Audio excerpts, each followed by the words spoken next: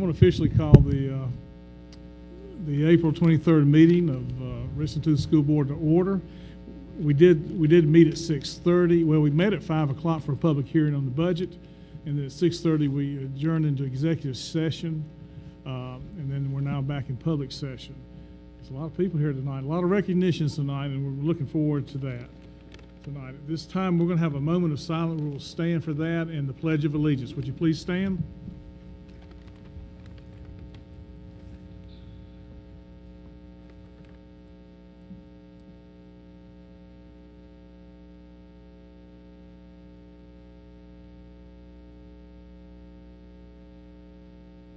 Thank you very much. I would like to mention the people in Boston. I know we're all thinking about them and the scary thing they just went through. And I'm sure the people of South Carolina in this district are behind them 100%. Pledge allegiance. I pledge allegiance to the flag of the United States of America and to the republic for which it stands, one nation, under God, indivisible, with liberty and justice for all. Thank you.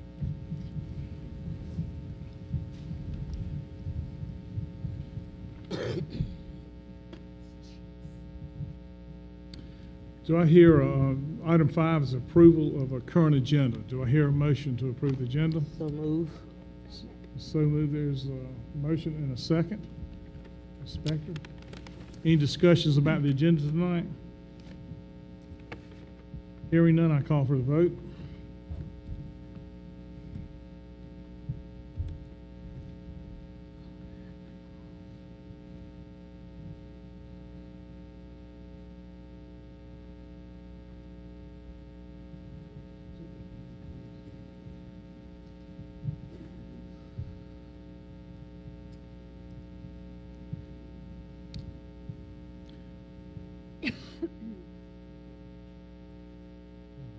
Sanders is voting yes. She's logging on and joining the meeting right now. Okay, we're going to move on to our consent agenda, which includes minutes of sales report, technology report, budget update, student admissions request to district's adult education program, and ratification of personnel.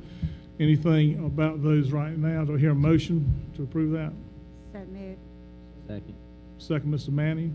Any discussion on those? Okay. Hearing none, we'll vote on that.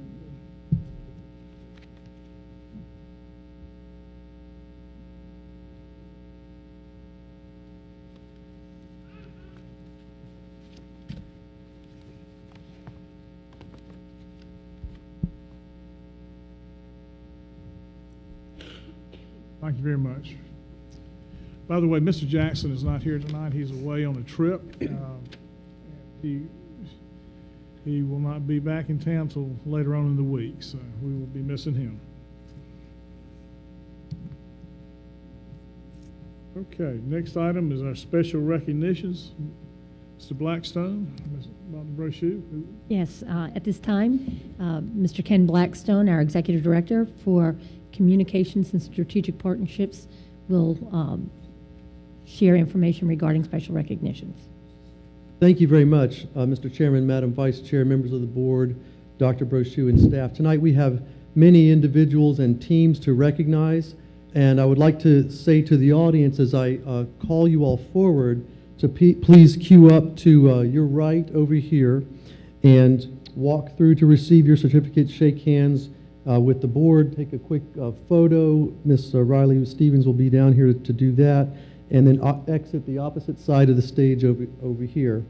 We have some staff members in the audience who will be helping to guide you through this process.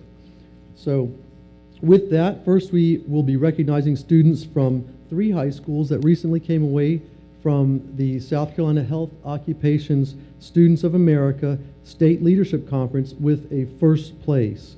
First up will be Alex Vibber from Blythewood High School, who placed first in research persuasive speaking. And coming up with Alex is Blythewood's HOSA advisor, Libby Maynard, and Keith Price, who's the principal.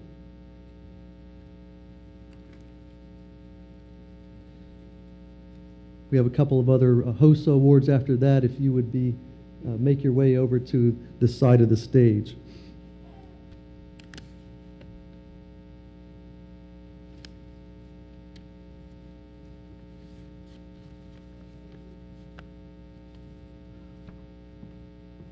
Join me in congratulating them.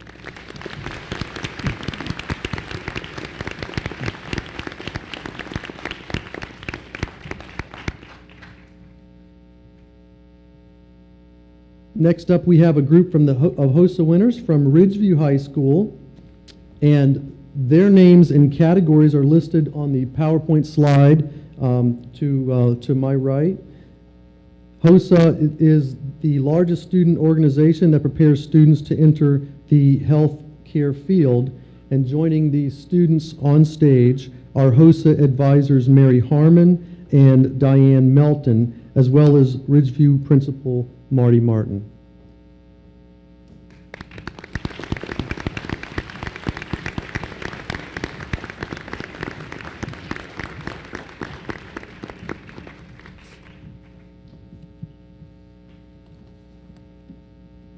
And if the Spring Valley HOSA group can be ready.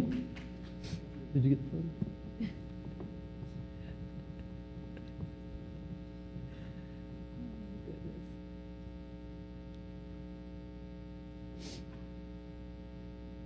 Thank you. Our final HOSA group is from Spring Valley High School. Again, their names and the winning categories are listed on the PowerPoint slide. Joining the future healthcare professionals are advisors Lori McDuffie and Mary Morgan, as well as Assistant Principal Rob Heron.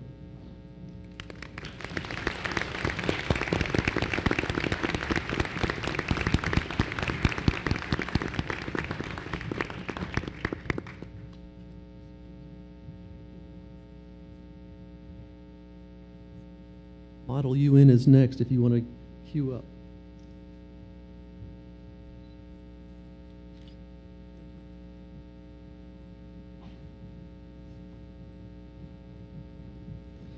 Our next group is the Richland Northeast High School Model United Nations team, which placed first, winning the Award of Distinction for the 24th consecutive year at the National High School Model United Nations Conference.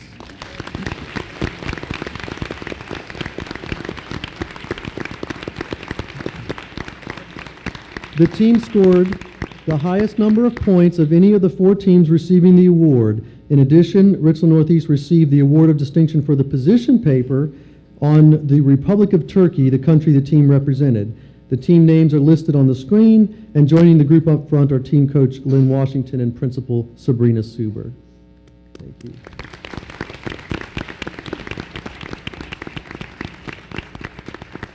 And now we have a number of awards from the Palmetto Center for the Arts, if you all could be prepared.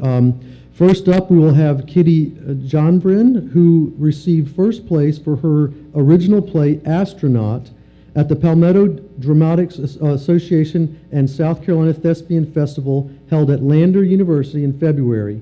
Joining Miss Johnbrin up on stage is Director Donna Wilson and, again, Principal Sabrina Suber.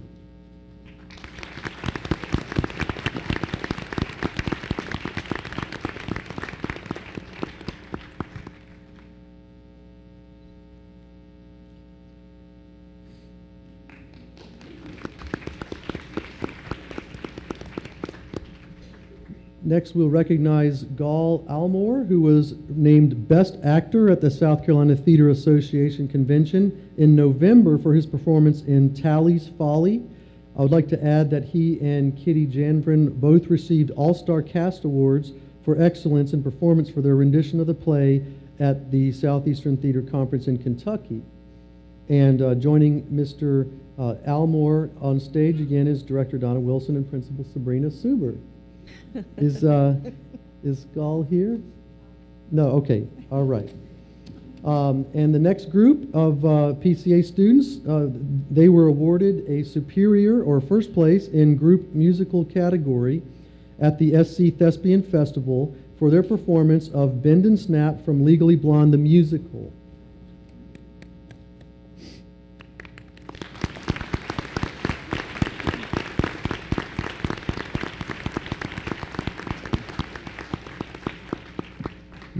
Again, you can see the group's names on the screen, and they have been invited to compete at the International Thespian Festival to be held at the University of Nebraska at Lincoln in June.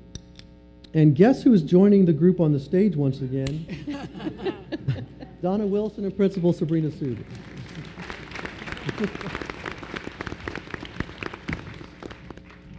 We do have one more PCA group, Hannah Barton, Kitty Janvrin, and Hannah Lanford.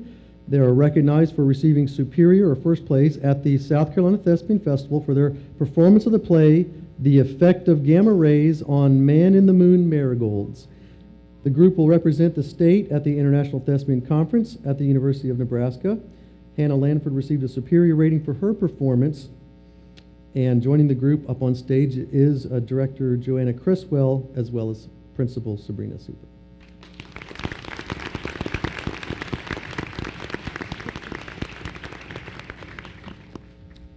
Next is the Spring Valley High School math team.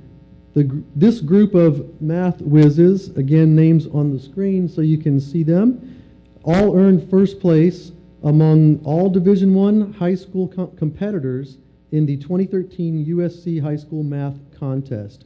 This contest was composed of a 1.5-hour exam and a 1.5-hour ciphering round. The 12-member team underwent rigorous prep and training for 18 weeks to prepare for the competition. Does anybody else here not know what a ciphering round is beside me? Joining the students on stage is the team advisor, Matt Owens, and assistant principal, Rob Herons.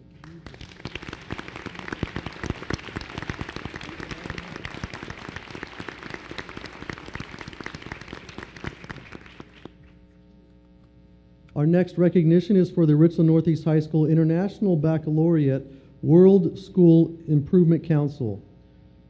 The group was the winner of the 2013 Dick and Tunky Riley Award for School Improvement Council Excellence. In 2003, the Richland Northeast High School SIC was the first recipient of this coveted award. And coming forward to be recognized are SIC officers Michelle Peterson, the chair, Butch Owens, co-chair, and Suzanne Odell, secretary, as well as the school's principal, Sabrina Suber. And many members of the SIC are also here in the audience. If you would please stand just so we could recognize you where you are.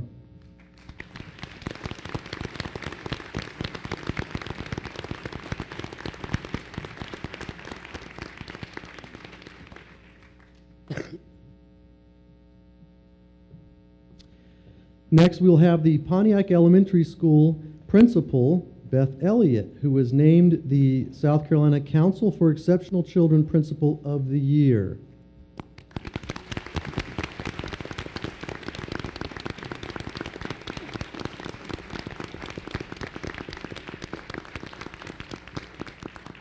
I understand Beth didn't even know she was nominated and was quite surprised to get the announcement from her faculty and school parents. Next, we will have another one of our principals, Dr. Jolene Hall, from the Center for Knowledge. She has been named the Magnet Schools of America Region 11 Principal of the Year.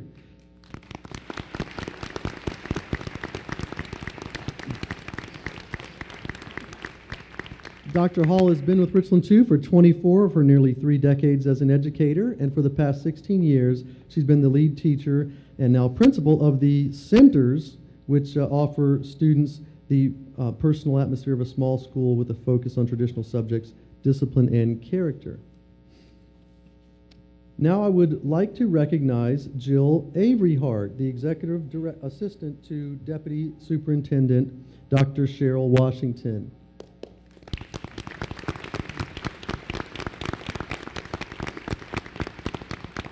Ms. Avery Hart was named the Office Professional of the Year by the SC Association of Educational Professionals. The award was presented to her at the association's spring conference held in Greenville, South Carolina. Our next set of recognitions is for 18 Richland 2 schools and centers that earned 23 Palmetto Gold and Silver Awards for general performance and closing the achievement gap for the 2012-13 school year. So if you could all kind of queue up and make your way. Four of them, Bethel Hanbury, Bridge Creek, and Lake Carolina Elementary Schools, and Blythewood Middle School all received Palmetto Gold Awards in both categories.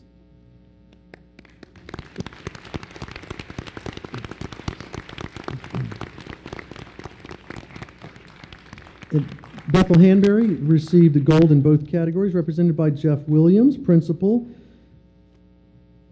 and others. Yes, I see that. Blythewood High School received gold in the general performance category and is represented by Principal Keith Price.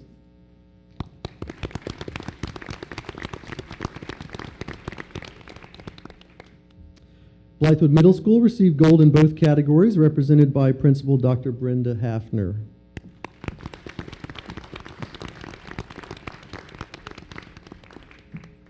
Bookman Road Elementary School received gold in the general performance category and is represented by Principal Michael Giuliano and Assistant Principal Kendra James.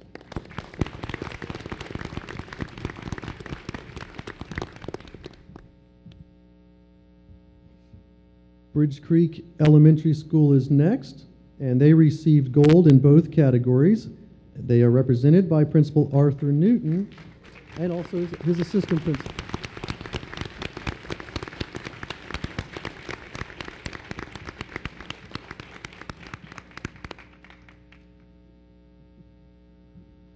The Center for Knowledge received gold in the general performance category and is represented by Principal Dr. Joe Lane Hall.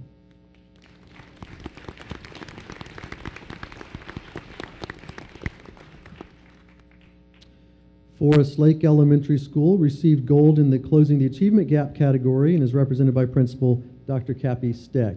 And her assistant principal is also there.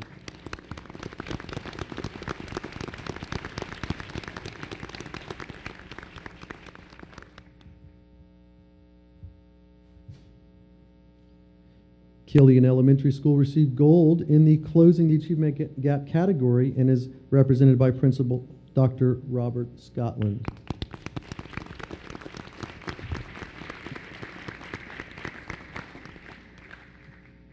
Nelson Elementary School received silver in the general performance category and is represented by Principal Karen Beeman.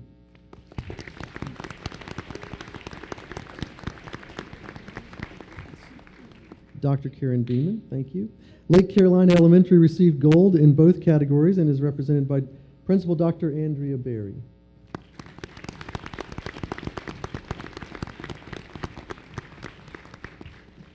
Langford Elementary School received silver in the general performance category, and their principal, Cassina Jackson, is here to receive the award.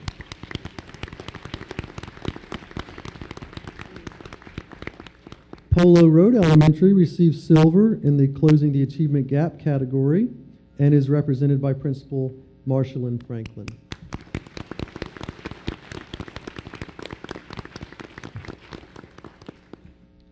Pontiac Elementary School received a silver for Closing the Achievement Gap. Principal Beth Elliott is here. She's back with us again.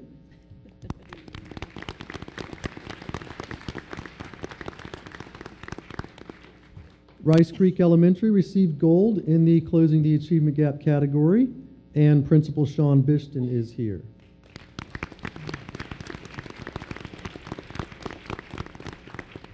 Round Top Elementary is also receiving the gold in the general performance category, and here to accept the award is Principal Janine Tucker. I'm sorry, Janine has guests with her.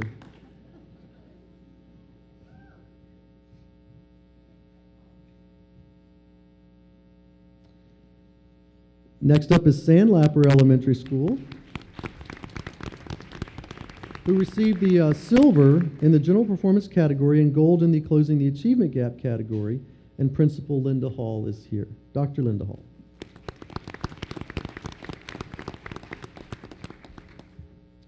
And Spring Valley High School received gold in the general performance category and is represented by Assistant Principal Rob Heron.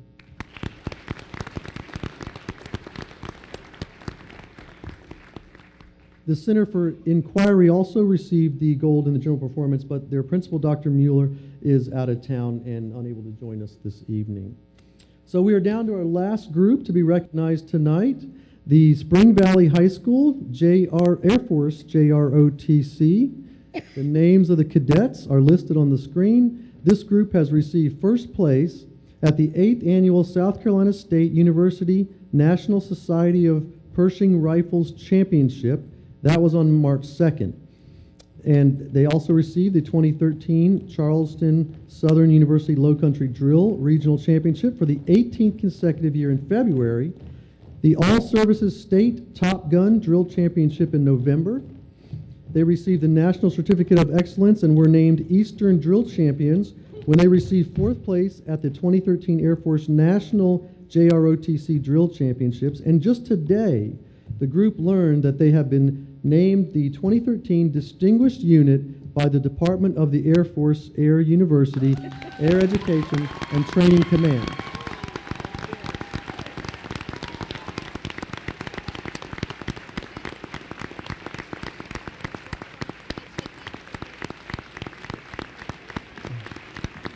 The team is led by Chief Master Sergeant Perry Langston, and Major Frank Ward is the commander. Congratulations again.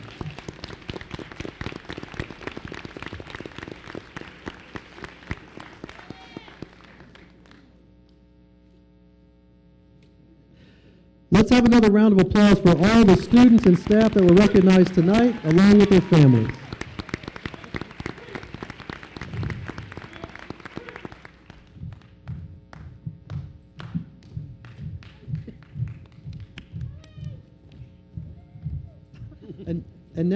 And now I was looking for Ralph. He's right here. I would like to introduce our host, Ralph Schmidt, the principal of Westwood High School.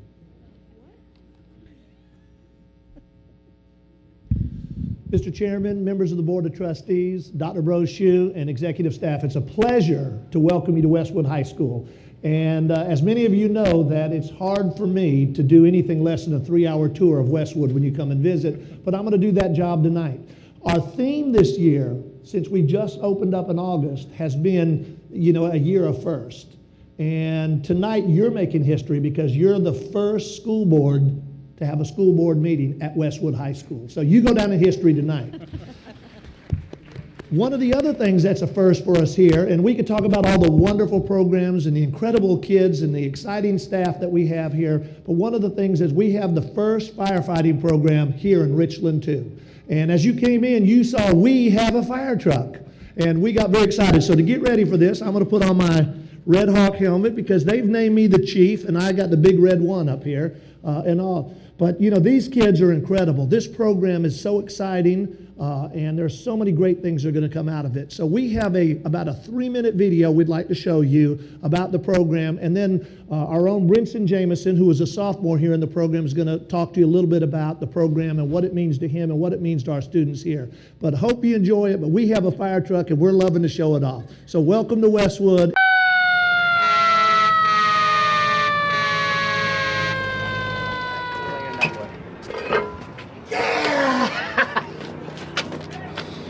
On August 23, 2012, as Westwood High School first opened its doors to students, several young men and women embarked on a new and exciting adventure in life, where they began to learn the careers of firefighting and EMS.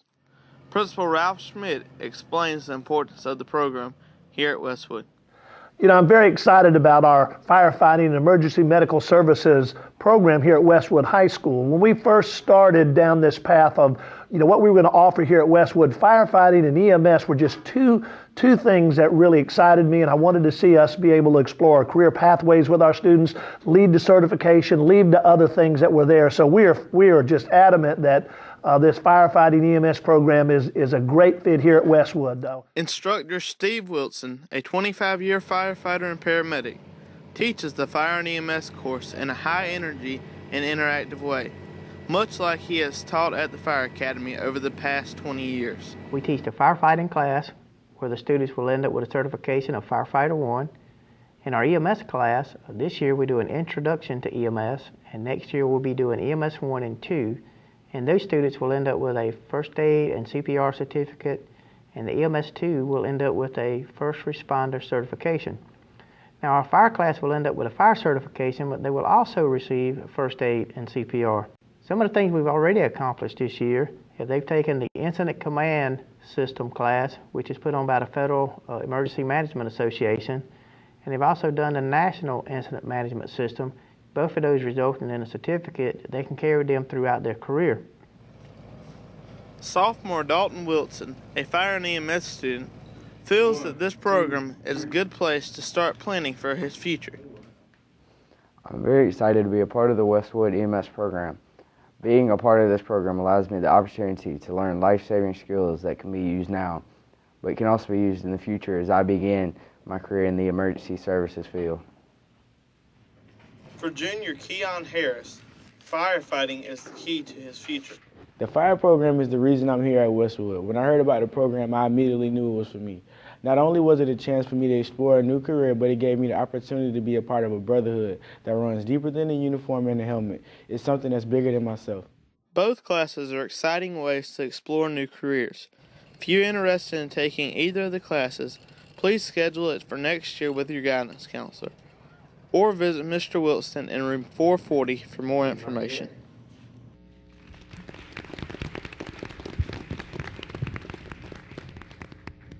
Good afternoon. My name is Preston Jameson. I'm currently a sophomore at Westwood High School, and I'm in the firefighting class at Westwood High School. At Westwood High School, the firefighting class is more than just firefighting. It's more to that. Like, I'll be certified next year, and I like the class. I get to be with my friends, and it helps me like to know like the important stuff, just like instead of hose. So I really like the firefighting class. It really helps like me develop more character, and just I didn't even know it was a class till last year, so then I just decided to join the class because that's what I want to be when I grow up. So yeah.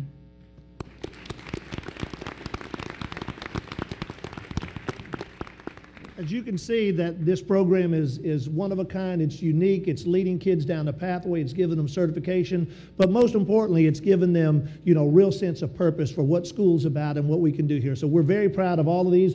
Mr. Wilson, our instructor, brings just a wealth of knowledge, but we're excited. We thank this board for allowing us to have the abilities to go out and choose programs that are real world and can lead to certifications for our kids.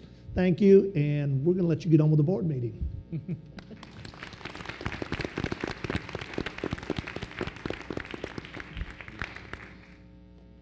Thank you, Ralph. I thought when I pulled up and the fire truck was out there that y'all had lost something on the roof. Somebody was climbing up there. That's great. That's your fire truck, huh? You drive it home? You drive it home sometime? Not yet. Okay. Oh, man, that's great. I didn't know that. I really didn't know I had a fire truck. Wow. Okay. Next on our agenda tonight is student learning report. Dr. Brochu, I'll turn it to you. Thank you. At this time, I'll ask that our Chief Academic Officer, Sue Millette, will introduce our program for this evening. Thank you, Dr. Brochu. We're delighted tonight to have some representatives from our elementary alert program, and Dr. Maria Kratsios will start by giving you an overview and then introducing the students. Good evening, Mr. Chairman, honorable members of our board, Dr. Brochu. This year, 16.7% of our district population is identified as gifted and talented. Tonight, we want to share with you some of our excitement in the classroom and also a little bit of our learning. Our gifted specialists serve our students from 2nd grade to the 5th in their home schools. It is an once per week, full day pull-out program. Our students develop the knowledge, the skills, the habits, and strategies that will sustain them throughout their professional and personal lives. Our interdisciplinary approach emphasizes the project-based learning and weaves together the language arts, math, science, social studies, and art, an approach that reflects the interconnectedness and complexity of real life. Our aim is to provide abundant opportunities to each one of our students to interact with practicing professionals in their field of concentration. We have developed working partnerships with engineers from the Citadel, University of South Carolina archaeologists, local architects, forensic scientists at SLED, and also the State Park Rangers. Classroom studies are enriched by visits to art and science museums, to CNN, to aquarium and camps, and other educational sites in the Carolinas and Georgia. Now I would like for you to turn your attention to the screen for a taste of our alert. Thank you.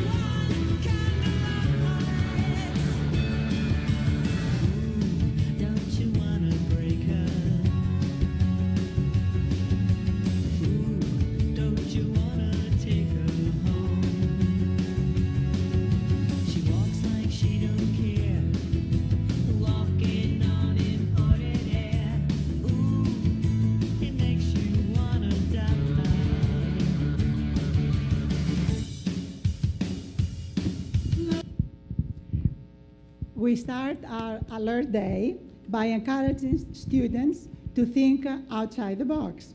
And I would like to invite you to experience a typical challenge by introducing Halima.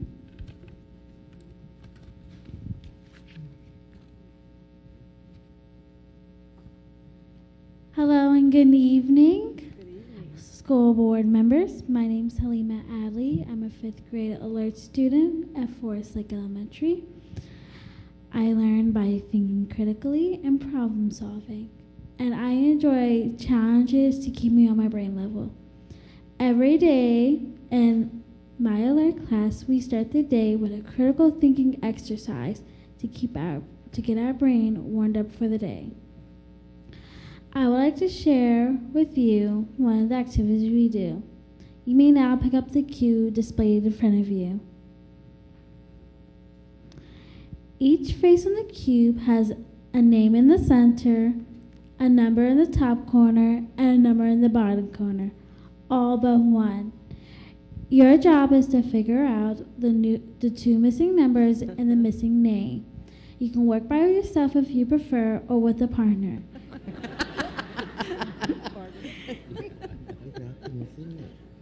If necessary, you have 2 minutes. Favorite number's missing, so that was easy. Missing number 6. 9 or 6. Yeah. I'm missing 9. You're missing my name.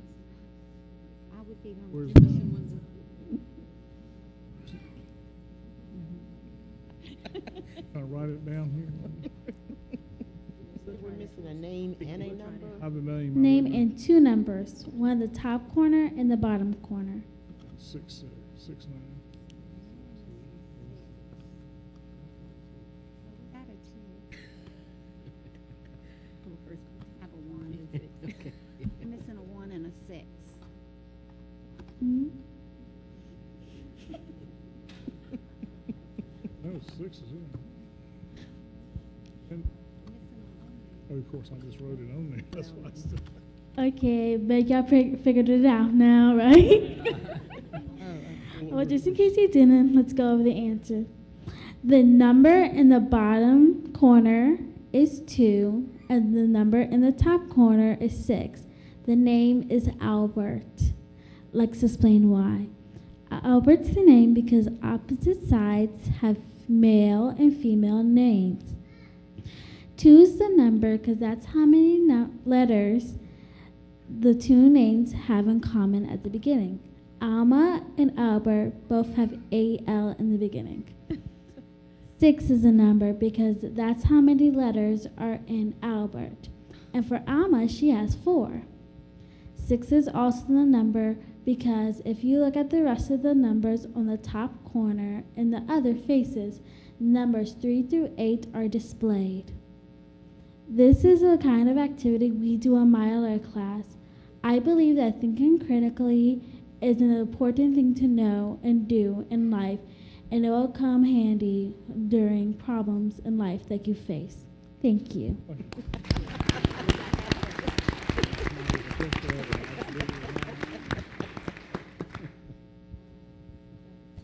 Hi, my name is Jada Broom.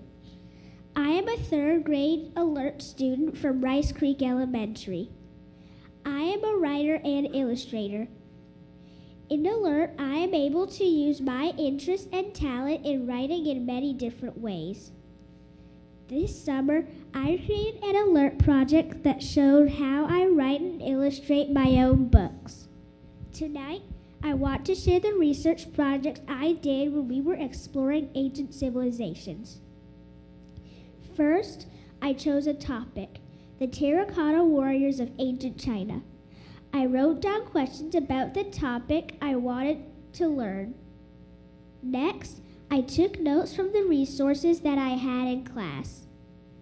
When I finished gathering information, I chose to write and illustrate a historical book with fiction characters using the notes I took about the terracotta warriors.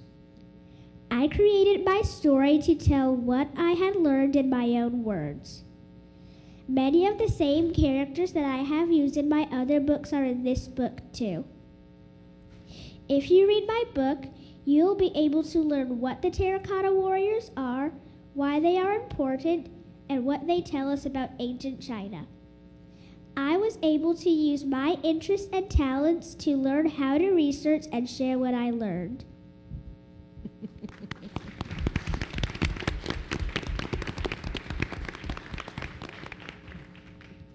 Good evening. My name is Kerslyn Gunter, and I am a 4th grade alert student at Lonnie B. Nelson Elementary. As we began our research unit, we had an opportunity to pick a topic that we were interested in the most. Once we decided on our topic, we had to decide on our issue. We identified the stakeholders and researched both sides of the issue. We began our research in the library to collect notes on our issue. We used technology to create thesis statements, bibliographies, and surveys to collect data. Once we organized our information into outlines, we are writing our papers and presenting our information. The topic I chose is on offshore oil drilling. I chose this topic because we learned about the BP oil spill during our engineering unit.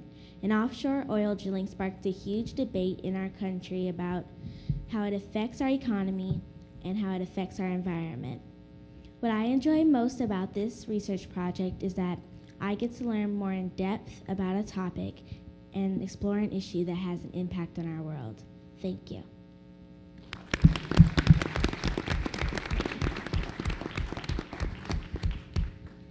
Good evening. My name is Cecilia Taylor. I am a second grade alert student at Bookman Road Elementary. This year in Primary Alert, we are exploring and problem solving. Did you know that scientists don't always have the answers? Many things cannot be seen or felt directly, like the Earth's core.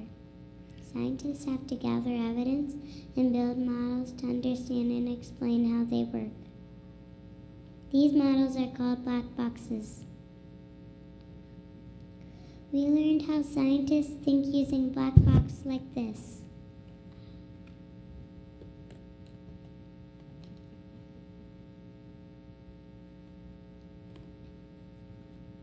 Since we couldn't open the black box to see inside, we had to use our observation skills to figure out what the inside of the box looks like. We drew conceptual models and then built a physical model. We then compared our model to the original black box. We learned that our ideas changed many times, and we had to redesign our models using trial and error. We also worked together like scientists to decide on a model that we all agreed on. Here are a few examples of the black boxes that we designed.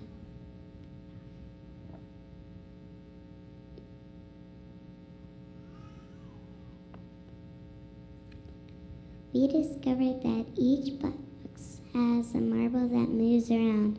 Many of us also believe that there are other geometric shapes or objects in the box that are made of rubber or foam.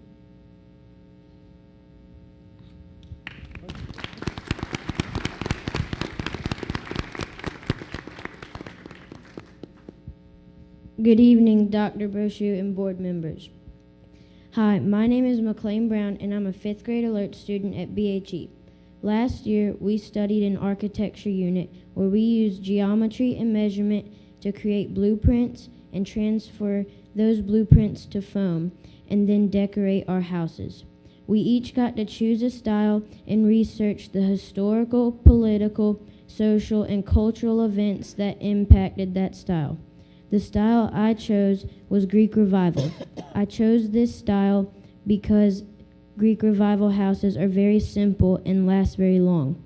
The process we went through was our teacher would show us or tell us how to do something, and then we would get to work on it at our own pace, and that's why I like this project. I had to use many habits of mine like persisting and thinking about my thinking and thinking flexibly when something went wrong. Thank you.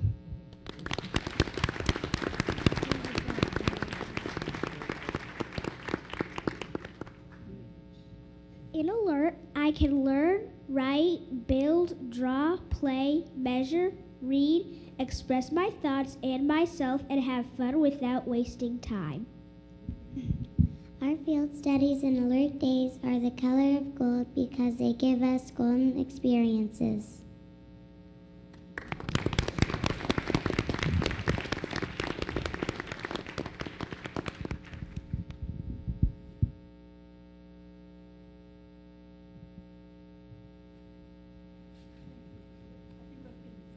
Thank you. Thank you so much.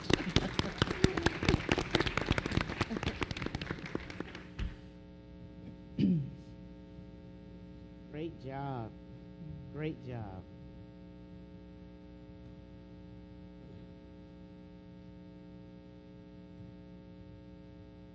I challenge us to build us a house.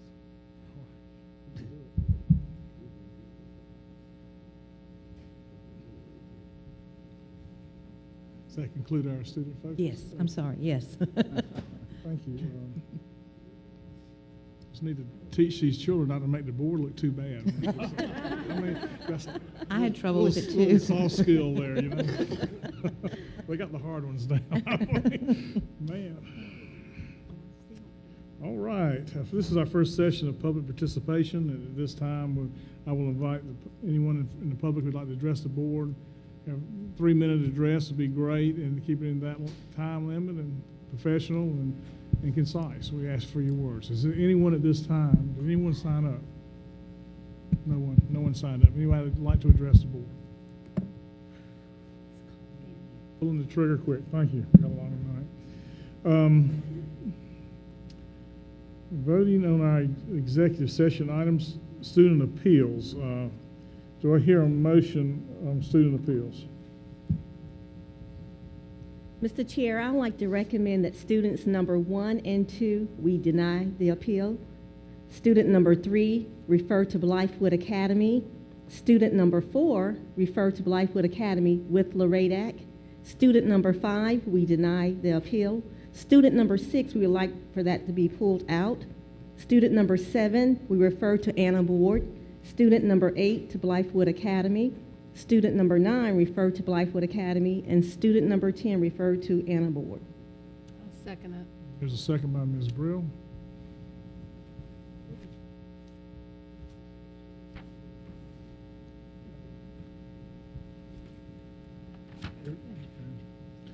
Jill, as soon as you have that, we'll vote on that.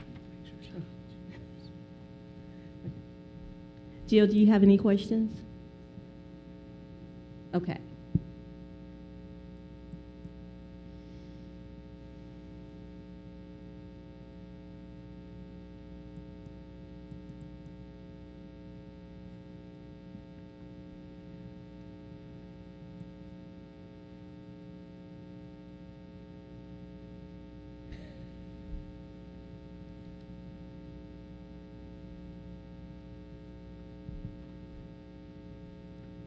Okay, ready to vote.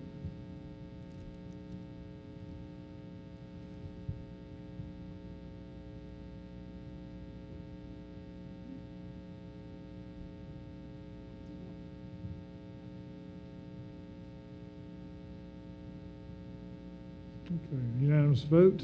Thank you very much. I believe there's one more appeal. Mr. Chair, student number 6, I recommend that he attend Blythewood Academy. Second.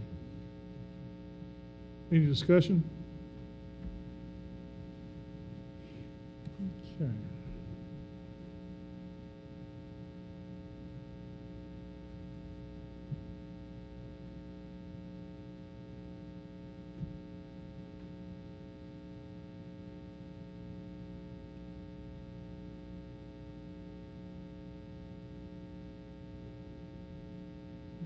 You can vote now.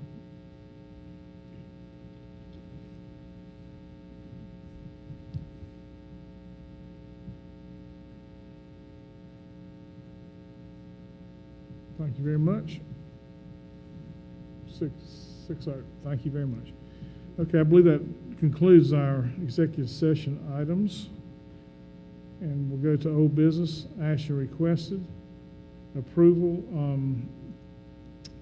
revision to policy BEDB, board agenda, and policy BEDH. And I believe that was just to go from 2 to 1. Excuse me, Mr. Chair, personnel. Part of our. That was a part of consent agenda. Oh, I'm sorry. Yeah, that was, yeah. I Thank believe you. Did you have something special in personnel? No. I think that was on the consent agenda. Right. That's right. Thank you. Approval of, and that's the one to, do I hear a motion about the policy change? Mr. Chair, I make a motion that we do not accept the policy changes that are recommended. Okay. And leave as are. That's on the, One from 2 to 1 public participation. I'm gonna second that one. So don't take but a second for them to Any discussion? Okay, we'll vote on that. Should be coming up.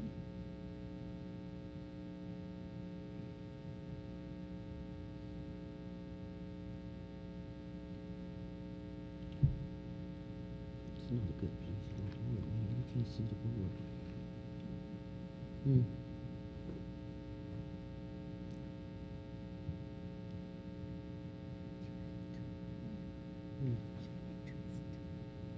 Mm-hmm.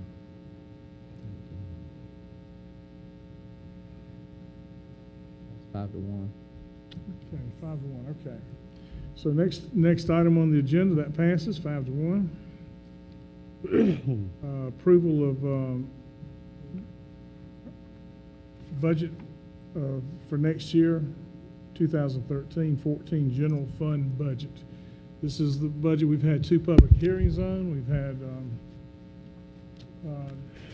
discussion last week, and we will discuss this week.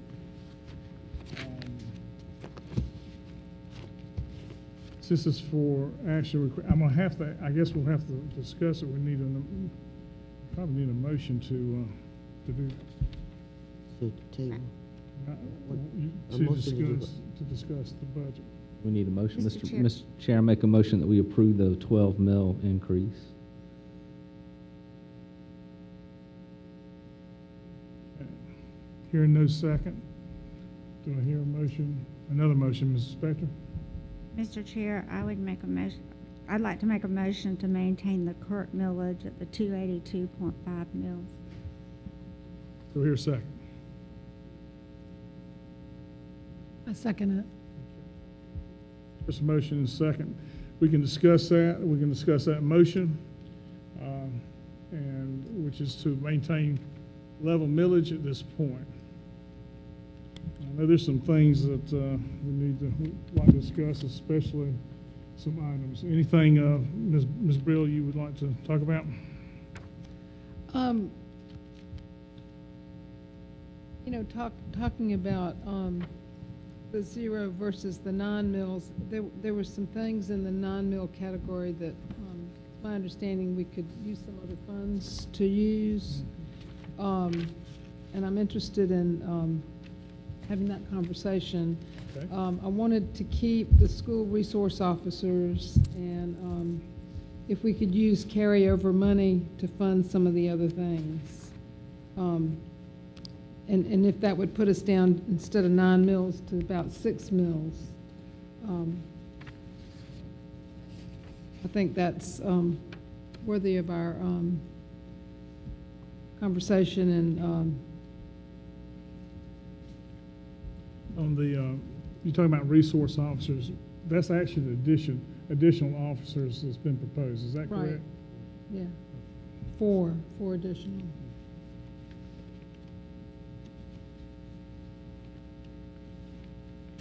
Mr. Chair, there are several things that I would like to change and switch around. I'm not saying at this point in time which mill increase I would vote for. However, there are some items on the 9 mil increase sheet and the 12 mil increase sheet. The looking at 9 mil increase under the data analyst, I would subtract that. I would delete that all the way.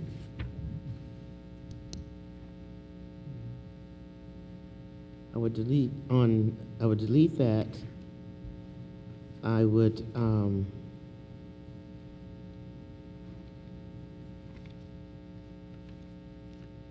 the instructional technology, Mr. Jackson had stated, and I think we all agreed, that we would go with technology replacements through attrition. And that was one of the things that he had stated in his letter due to his absence tonight. I wanted to question the centralized registration and enrollment. Is that what it would cost to, what is the $54,000 for? That figure, what does that entail? Dr. McDaniel is not here tonight, and Mr. Wiley may correct me out there if I misstate, but as I understand it, we have purchased the software to begin that. This is the annual license to continue to use that in the following year. So Thank you, Mr. Wiley. So when you say centralized registration enrollment, I thought you were talking about where we were going to have centralized location for all enrollment for all schools? That is the concept, yes, ma'am. Okay, so what did you say this was for? This is the a software. license? It's the annual license for the use of the software to do that enrollment. I believe that's an item that we could fund through our carryover fund that we've had in our reserve. Okay, but what I want to know is What it does. what it does. It's just software. It's the software. I thought we already had software for that. This is an additional software This or is new. license for the additional software? We have purchased the software in this fiscal year. We have purchased it. This is the continuing license for the use of that software in next fiscal year. Is that correct, Mr. Wiley? Come to the microphone, Mr. Wiley. Let me ask you a question before you go there. We purchased this software, but we didn't have a centralized registration and enrollment. So why did we purchase it before we even get the centralized location enrollment? I'm not following why we purchased something that we didn't have the facilities to use it for. Clear me up. Oh, that's Yes, the ma'am. name Ma'am. of the software. In Dr. McDaniel's absence, try to explain what that is. The software that we're talking about helps facilitate the centralized enrollment process, provides forms, a way to go for parents to pre-register their students at home before they come to the central registration location, provides for electronic storage of all those documents that parents previously had to fill out by hand. So what it does is it dramatically streamlines the process for students, for parents to enroll their students in school. And the plan here is to get the software up and running prior to ultimately aiming for a centralized enrollment arrangement. So that they would begin potentially using that at each school, which would begin that process of making it much easier for. Okay, but what I'm understanding here is that I'm not getting, maybe I'm having a blank spot here. I heard Bob say that this was to renew the license for that particular software. Is that not correct? What I heard? It's an annual subscription fee, I believe. So we're already using that? That's already in place? They have purchased the software, but they have not yet implemented it. This is for the second year. So why did we purchase it and get license for it and not using it?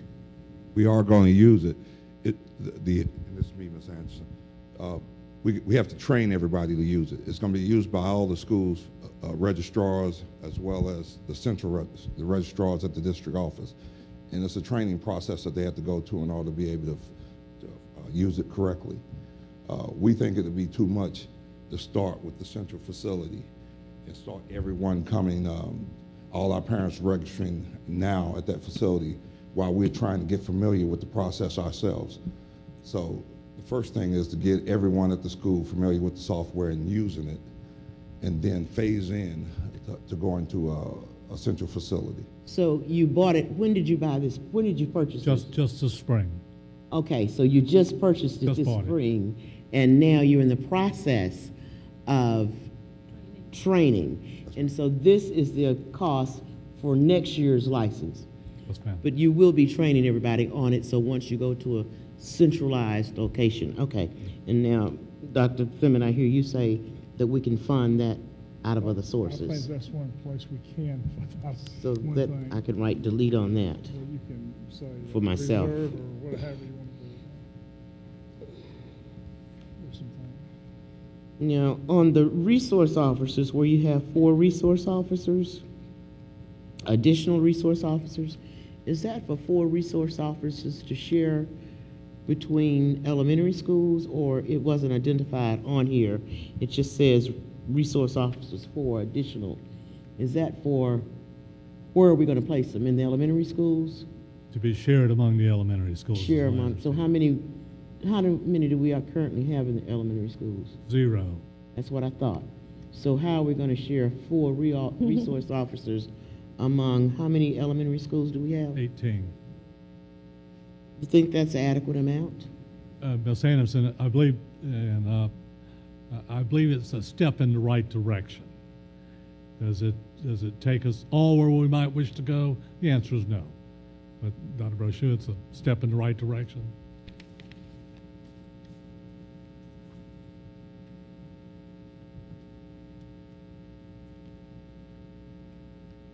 Are any of the middle and the high school resource officers helping cover the elementary? Yes. So we actually have more than 4. So we really actually have more than 4. Use your mic so and Mr. Garrick is in a better position than I am to discuss resource officers. Right now, they are not dedicated to elementary schools, but if there's a need, they can call on those. These would be dedicated to elementary schools. So that number needs to be boosted up to 6, and that would be 3 times 6 is 18. So they would have 3 schools in the close vicinities together. So you could use, say, Keels, Condor, and I'm just hypothetically going through my head. This is why I wanted to have a work session, because let me explain to the public so you don't say, why is Ms. Anderson asking all these questions now? Because I had some downtime and I was able to thoroughly go through this and read it and see, because this is the first time that we've been presented with 3 proposals: a 0 millage increase, a 9 millage increase, and a 12 millage increase. A lot of times when we look at things, we don't really have time to digest, depending on when you get it and what you have in your personal life to do. So this happened to be a time that I was able to really read through and digest what was given to me. I'm not a rubber stamp person. Out of the 23 years I've been on the board, I've never been. So if you think that I'm just asking too many questions, I'm not going to apologize. I just ask you to tolerate with me tonight, because these are things, when you pass a budget, it's important that I feel comfortable, so when the public asks me questions, I can answer those questions. So please bear with me in my questions tonight.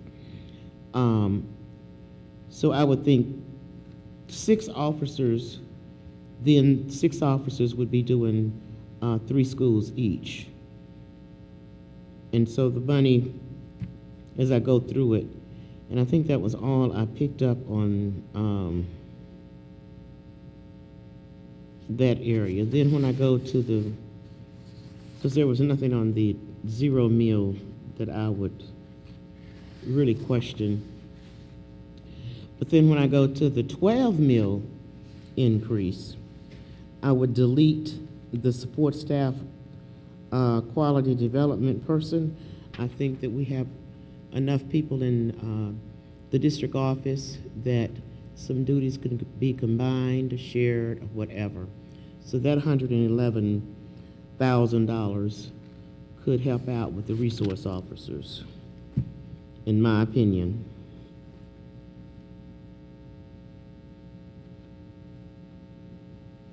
I wasn't sure why we came up with the additional 0.5 FTEs for assistant administrators per high school. Is there some change in the law that caused us to change the number that we have?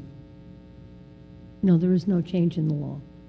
So why are we changing the amount when I asked for some additional people in middle schools and we could not do it because of the law, but we can change this without the law? Explain that one to me. The additional that you asked for was not because of the law, it was because district staffing standards. So why can we do this? This is a new district staffing standard? No, ma'am. This is to help meet the need that the high schools, that was one of their high priorities, that we look at restoring the time to the assistant administrators. So we took some out before. If you remember, assistant administrators teach half-time and they do administrative work half-time.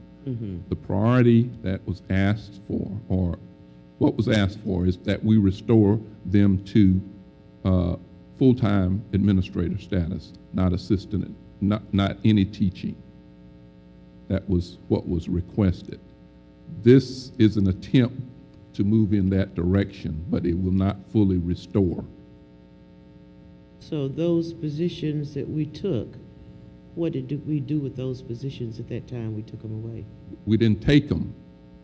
They're still in the schools, but now they they're teach teaching, half and time. that's when now they're not teaching. Okay, got you there. So how many more are we going to have to restore to get back to where we need to be?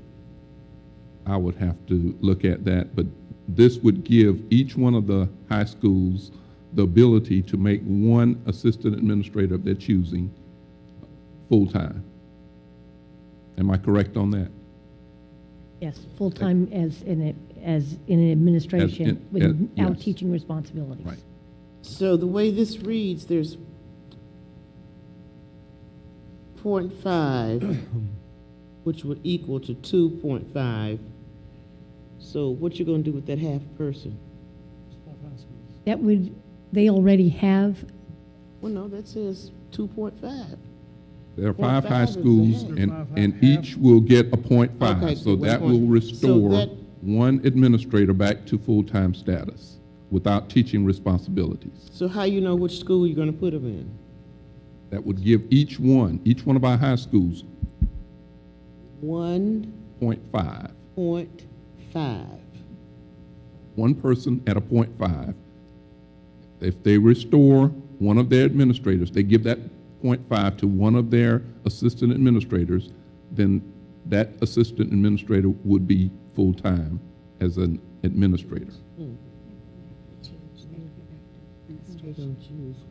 Okay. And this was the attempt to move back in that direction.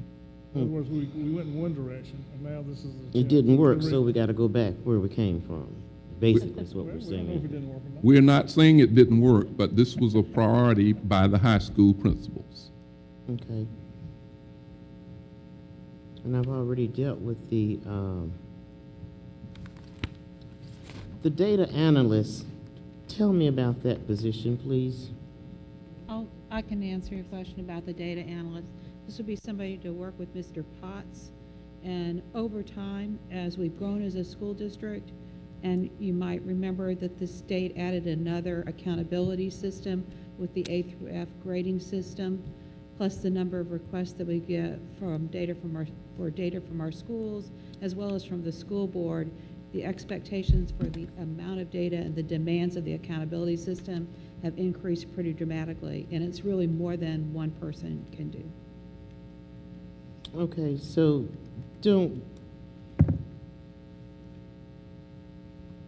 we have somebody else in the district that also does that too? We have another individual who's our test coordinator, Dr. John Arnold. Mm-hmm. But we do such extensive testing. There's a test going on that's either state or federally mandated really almost every day, that additional position can offer very little assistance on the data analysis side of it. So do you need and you're saying you need a full-time person in that position? We really do. And there's nobody else in the district in tech that can help with? It takes a pretty sophisticated data analyst to do this kind of work. They're huge, particularly on the accountability side.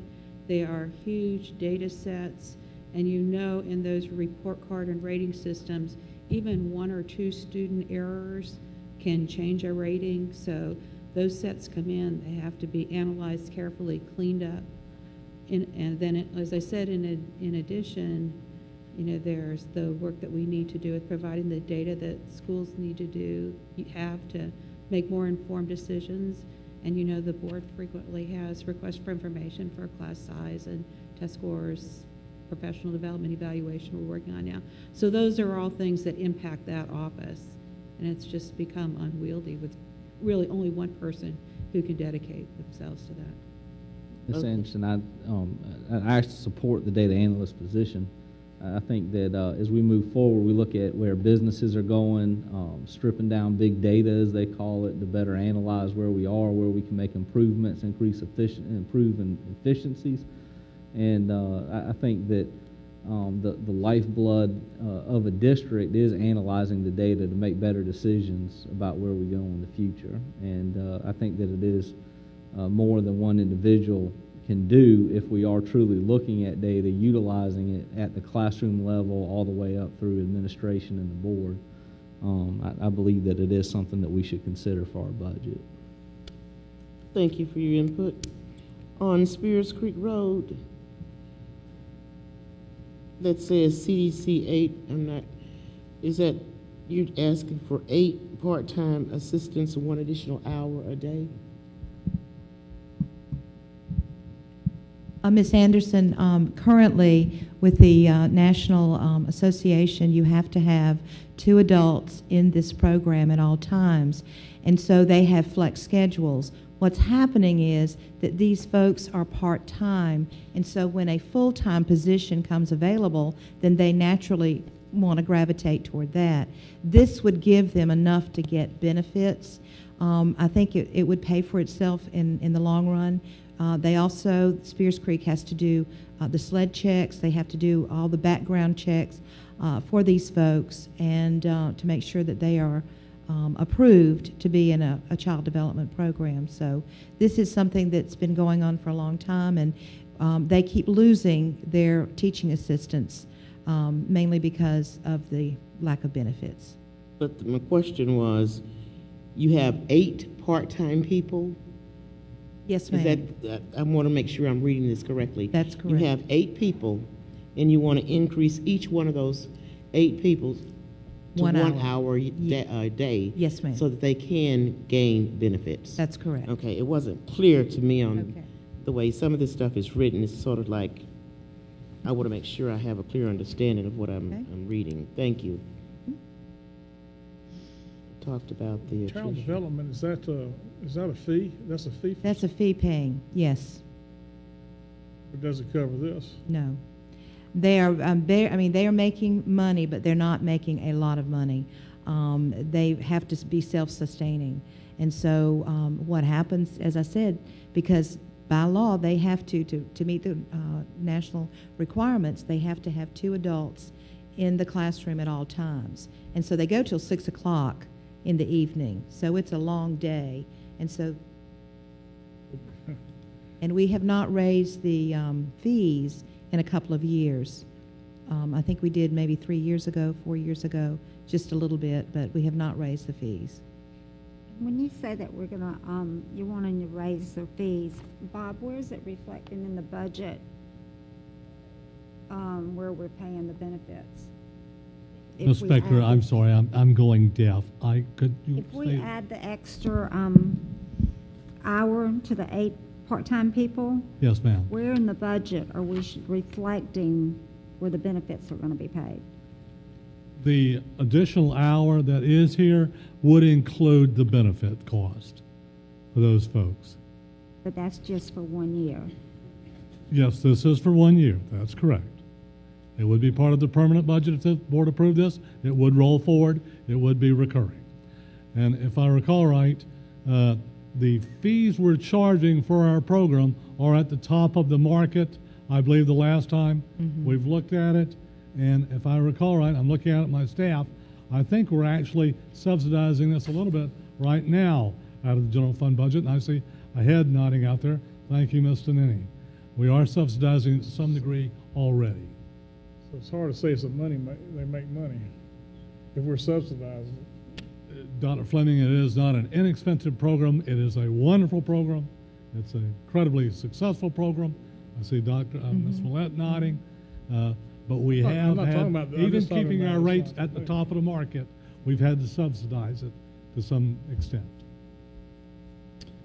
Okay, let's go with, I'll come back with you. Well, see, I told you I need a workshop because I got a long ways to go. That's not a long way, but I'll wait my turn to come back again. Ms. Elkins Johnson. Well, actually, Melinda asked a lot of the questions that I had, but just one for Bob. With no increase in the mill taxes, will we still have enough revenue to cover our expenditures? To cover our what, Ms. Elkins? expenditures without increasing the mill. Without increasing the mills, there is additional state funding.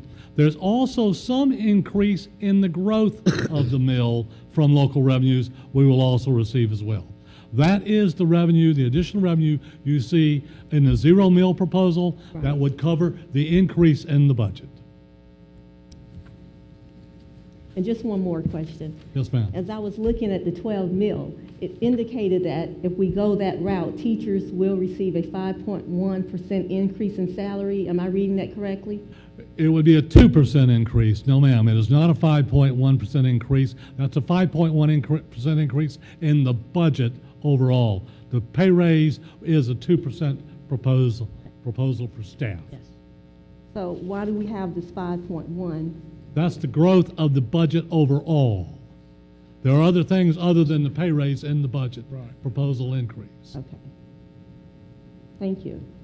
You're welcome. Other questions? Mr. Chair. Yes. At the last meeting, we talked about maybe an alternative way to do foreign language in the schools. So I'd like to see, I don't know if we have a number on that and where we might be able to fit that into the budget.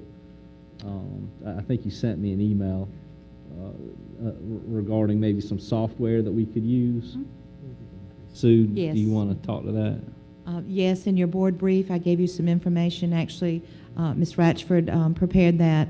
There is some programs out there, or this particular program, that children can choose their language that they want to learn, and a couple of our schools are already using it.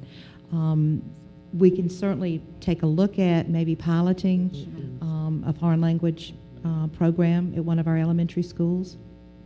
Let me ask a question. What if we did it like a grant? Again, I think we've got money in our reserve fund. I think we could set aside $100,000 for three pilot programs throughout the district. Do something that spread it out. Maybe some principals are dying. Maybe none of them are dying for this. I don't know. I mean, but my point is that I think if we approach it, James, like a grant for this year and see what happens, that we could set aside some funds for that. Well, I know our elementary As long as we principals have are meeting enough. next week, I believe, the 1st of May. We'll be happy to have a dialogue about that, if that's okay. I mean, and I'd love to hear some input. I mean, I keep hearing what elementary principals want, but I haven't heard from an elementary principal. If we have one that wants to get up and talk about foreign language. From a board perspective, I don't see how we can sit here and do nothing. So if we have some, again, I don't want to be restrictive on how it gets done, other than I want to see it get done somehow, some way.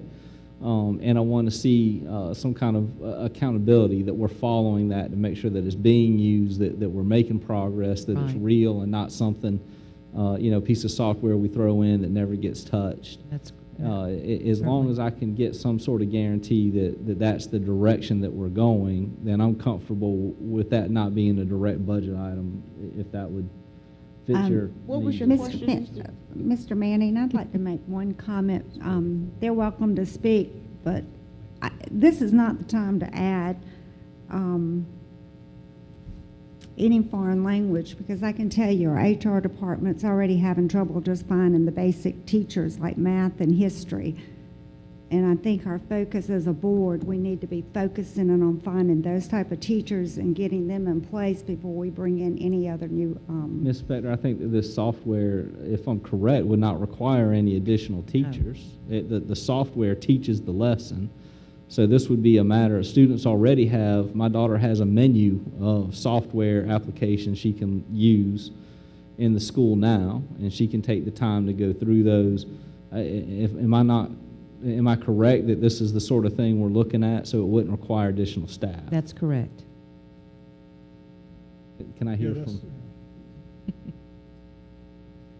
One concern that we had as we talked as elementary principals in adding a staff person that would be working with students one day a week, we weren't sure the effectiveness of learning a foreign language 1 day a week, where the software program that Mr. Jeffcoat shared with us seemed like a viable option to start with, because we see the need for our elementary students learning at a young age. We all know that that's the time to learn a language, so we're very supportive of that, but we really liked the idea of the software because it would be something that a child could get on every day, and that might be more effective in teaching them at this point, given the constraints we have with the budget.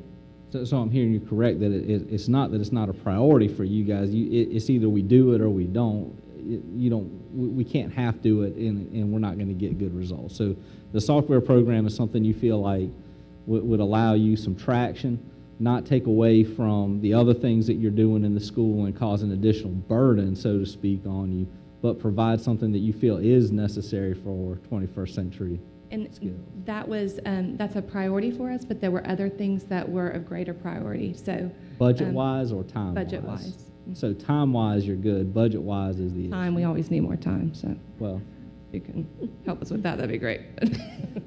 We can make longer school days. That would have to increase our budget. Having software gives us flexibility.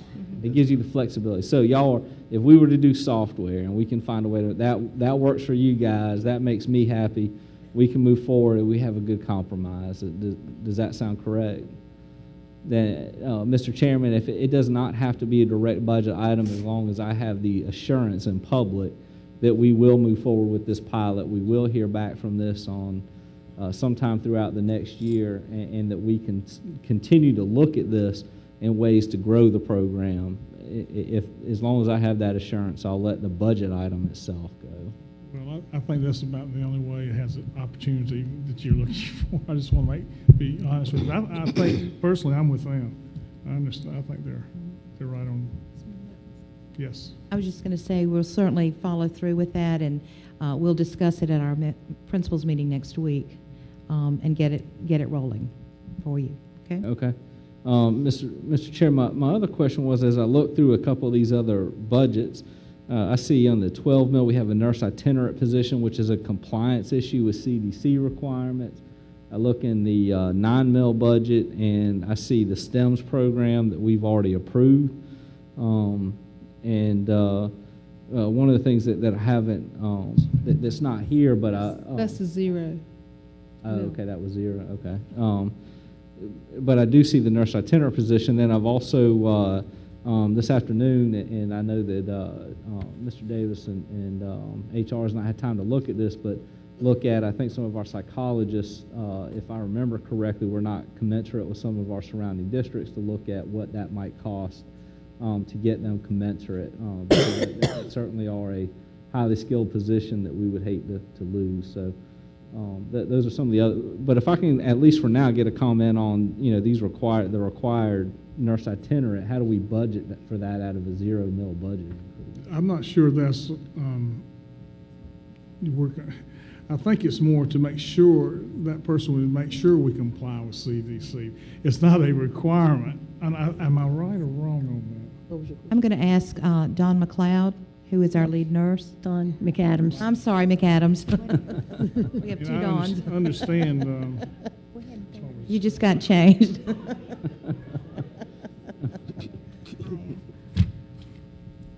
I mean, I know we have requirements from the CDC, and somebody's got to be in charge of that. Is that what this is for? The National Association of School Nurses recommendation is 1 nurse to every 750 students in the general population. That doesn't take into account the kids where the nurse has to catheterize every 3 hours. We could be as low as 1 nurse to every 225 students.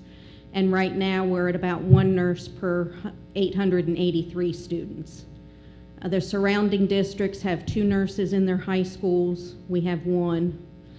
The itinerant position, I have in mind a nurse to be able to provide more health services to Blythewood Academy, get the kids at the Rogers Center and the charter high school, be that second nurse to help out in our big high schools. We have a new immunization requirement. In August, all 7th graders need a Tdap shot. And right now we only have about 20% of rising 7th graders in compliance with August's requirement. So I kind of have an outline of how a transient nurse would be utilized.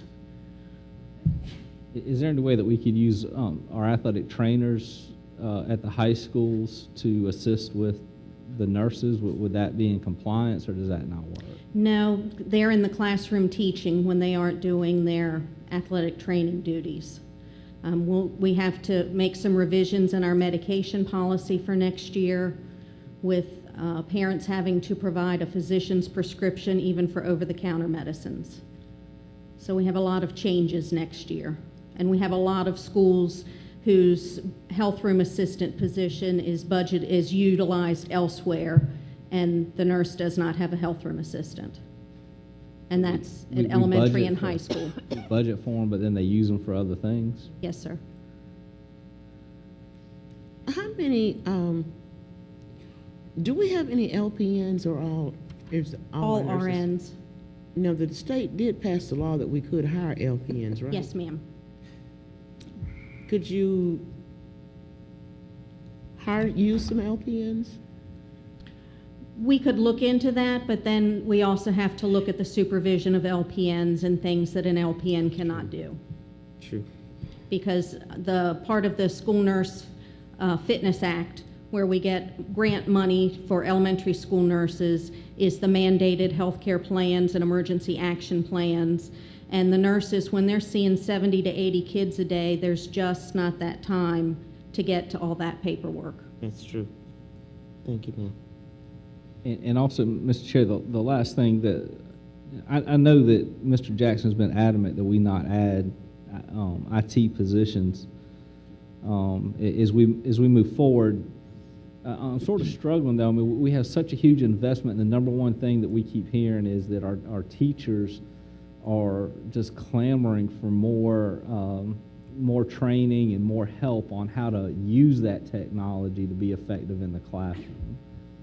And so in my opinion, the instructional technology position is not a help desk position, it's an instructional position to help our teachers be more IT literate, how to understand how to use this in the classroom. I really feel like that this is a must-have, not a want-to-have. I just feel like we need to make sure that our investment in technology is being utilized in the best way in the classroom, and that's what this position does. I feel strongly it needs to be in our budget. You feel strongly what needs to be in the budget? The instructional technology position. Again, I know Mr. Jackson's been adamant we not grow technology positions, but this is more of an instructional position on how to use the technology, not a IT help desk person to help, manage the environment. Well, so that's a total of how many? That's 6 positions you're asking for, right? I asked for the instructional 7 technology. positions. The nurse position, I'm gonna, I'll leave that up to you, Ms. Anderson, to No, I decide thought you on said the something nursing about position. the technology positions. What did you just say about the technology? That I felt like that was a must-have to increase the number of instructional technology folks in our district. Increase 7? They're asking for 5, 6, 7. So, I might be up for debate. Do we need, could we cut back on some of them? But I don't see us not doing any of them. I'll compromise somewhere in the middle if I need to. And I don't mind that either. That's why I want to have a discussion so that we can, all come together and try to pass a budget that's going to be make our district look good before county council. But I'm not sure that we should do 7 when we had talked about the attrition. And I know that we've lost some technology people. Dr. Ham, do you have a comment on, or somebody from your staff on how we could compromise from the 7 positions? Well, I've got a couple of comments. One of them is, I know Mr. Jackson's concerns and the issue that came up when we talked about 1-to-1. And it was attrition and growth. And 2 of those positions really are about growth. With the addition of the Center for Knowledge North, we have another location to support. We have over 700 additional students. So that requires a technician, and then the CFK North we need the support of somebody who would do the instructional technology specialist job. So even under Mr. Jackson's scenario, the growth positions, I think, are absolutely essential. So that's an ITS that's itinerant who could serve CFK North, and a technician to support the growth as well. So let's, I'd like to think about at least 2 positions there as just maintaining our level of support for technology in the district. The other issue, though, relates directly, I think, to what Mr. Manning said, and it's a request from our schools for additional technologists to free up some of our instructional technology specialist time that's now being spent sort of as being the frontline troubleshooter for the computers. And at one point, I think schools were fine with that, but as the computers have become a more essential tool for learning, they really want those instructional technology specialists to spend their time making sure that they're designing appropriate instruction, that they're providing professional development, that they're in the class coaching. And quite honestly, right now, with the number of technicians we have and the fact that these tools are so essential that people are pretty intolerant of downtime, even for 1 or 2 students, they want a technician in their school who can immediately solve the problem and not make the ITS take on those duties, because it detracts from the professional development and the instructional support that really is the purpose of their job. How many do we have currently? Well, I guess you'd have to research that. That's not something you just know. We have 11 technicians. 11 technicians? Okay. Which I will add is way below what comparable size school districts have. What's comparable to other? I'm going to call on Mr. Cranmer because he's done some research on what some of the local school districts have.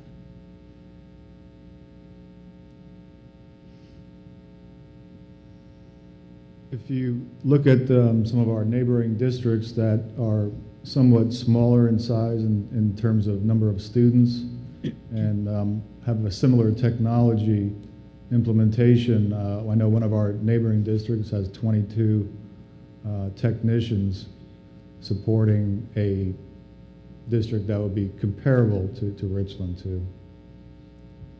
So we clearly have a much lower amount. Do you have any other stats that you can share with me? Well, one stat that is probably important to pay attention to is with the increase of the use of technology in the schools, the ITSs have morphed or evolved into that on-site technician, not by design, but by necessity. And so what has now occurred is that we are supporting technology with a much more expensive employee than we would with a technician. So this effort would significantly lower the cost of supporting the technology while at the same time freeing up the instructional technology specialists to do what they were designed to do, and that is to help teachers use those technologies in the classroom. So we're having 11 that we're spreading to 39 schools? Yes, ma'am.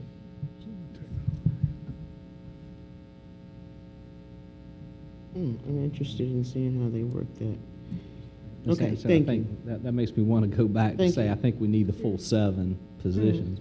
Though I do think that it may be pertinent, Tom, to look at how we can maybe co-op with either Midlands Tech, USC, and bring in maybe some student interns from those programs.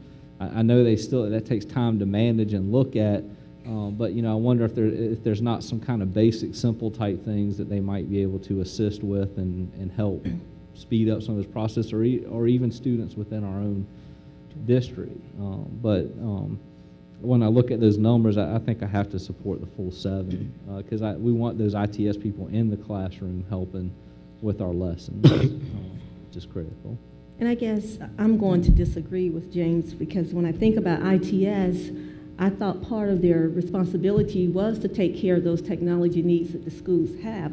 And if we have 11 already at the school district, why do we need to employ more? Because the ITS should be going around to those classrooms and assisting the teachers with any technological needs. So I don't understand why we would need any more in the budget?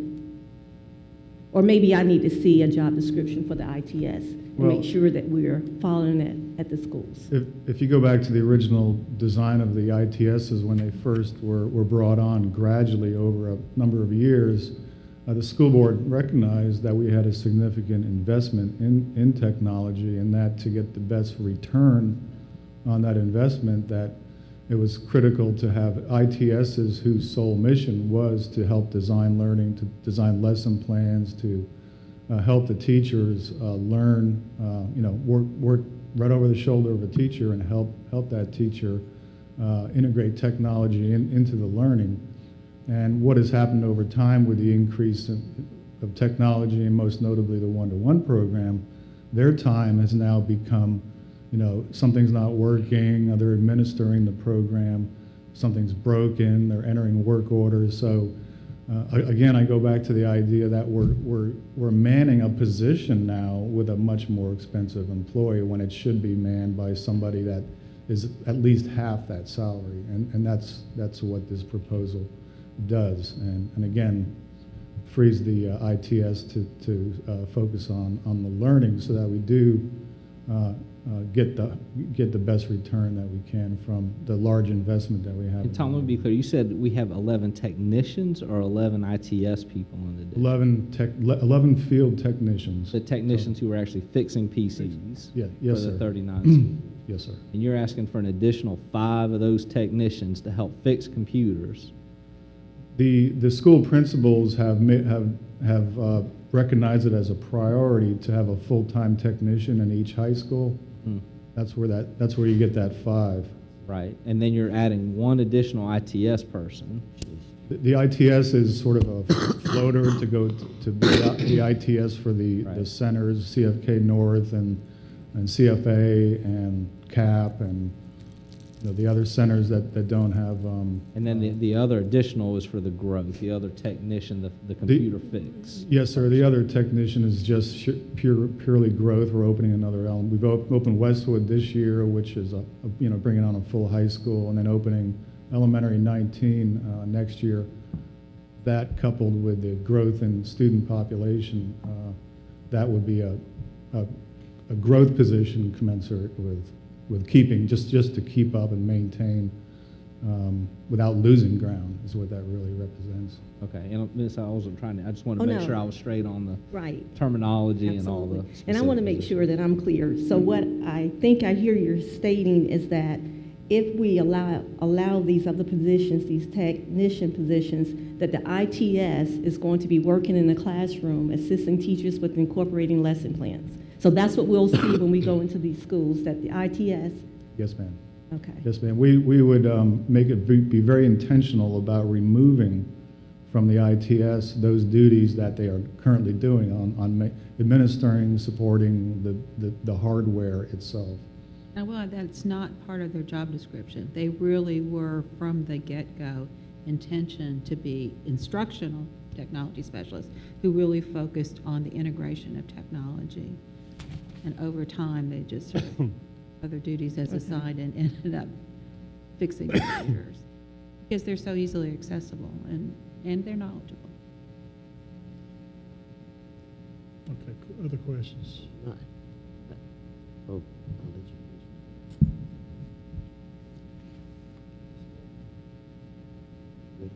Yeah, go ahead. Explain on here with the increase in national board certification supplements. What kind of increase are we talking there? The new teachers we've added, Mrs. Anderson, that have been added, who've just gotten their certificates. Remember, we have 2 phases. We have an overlap from one year to the next. We got part of the year from last year's folks. We got to pick up the rest of that for last year's folks, and we've got new ones. So we got to start them. The new hires. Newly certified. We haven't started paying them yet. We will in January. In January, we start paying new ones. So what we've got is we've got new ones this year that just got found out in December. And so we got part of their funding in this year. We got to pick up the other part of their funding in next year's. And we will hopefully have new ones added next year that we'll need to pick up in January.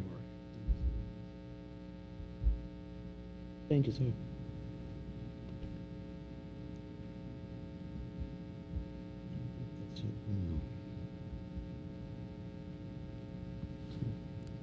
Okay.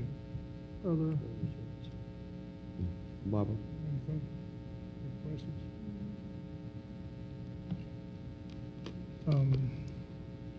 I'm not going to defend Mr. Jackson, but I was there when we started the three-year phase-in for the one-to-one.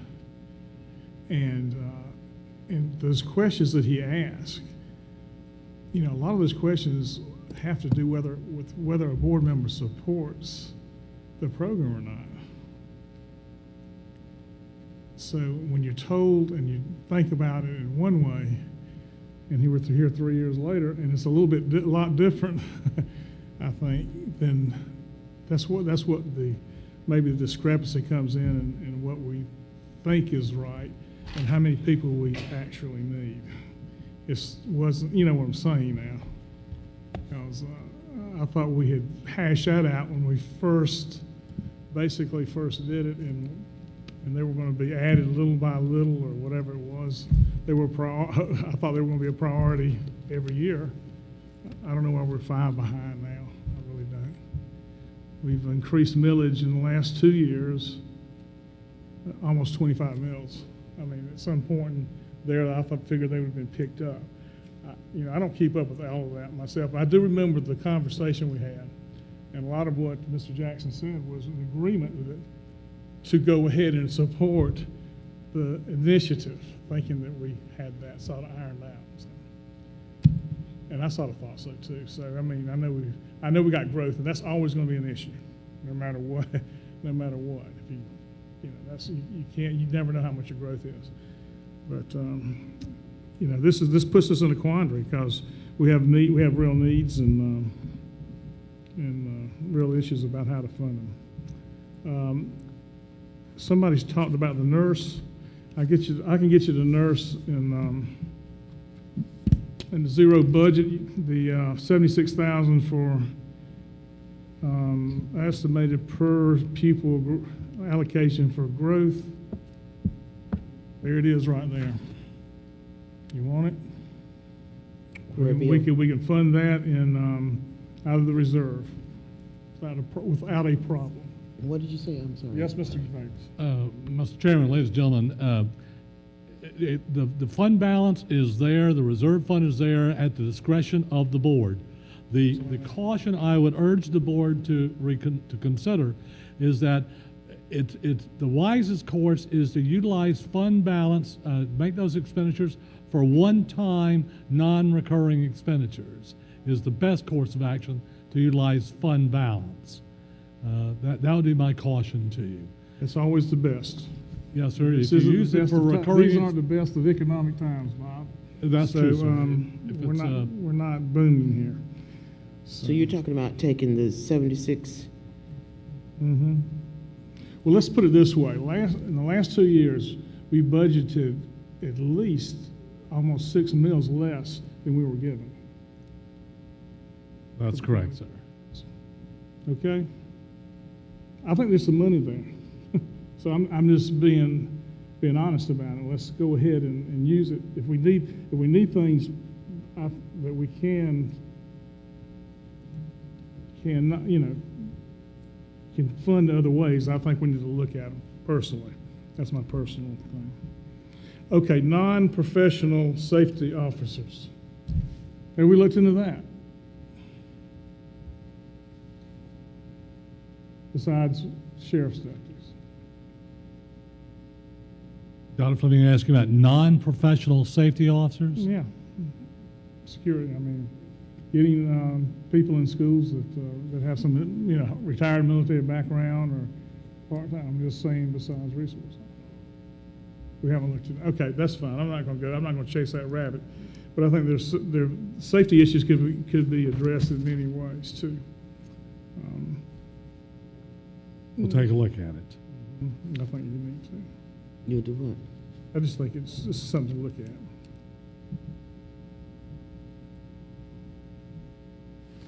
Okay. Ms. Brill, did you have I don't think you spoke.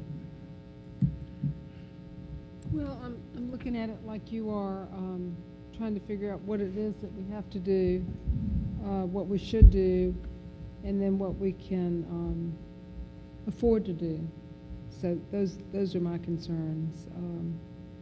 Without continually raising taxes on small business owners and homeowners, and it was a concern to me. I think someone asked for a comparison of the millage of all the schools in the Midlands, and Richland too was the highest, and increasingly so. We've increased our millage. So, just trying to hold the line and do what's absolutely necessary.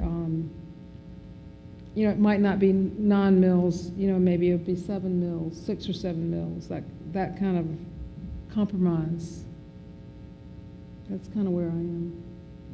And if we need a work session to hammer this out, maybe when Mr. Jackson is back, I think that might be a good idea.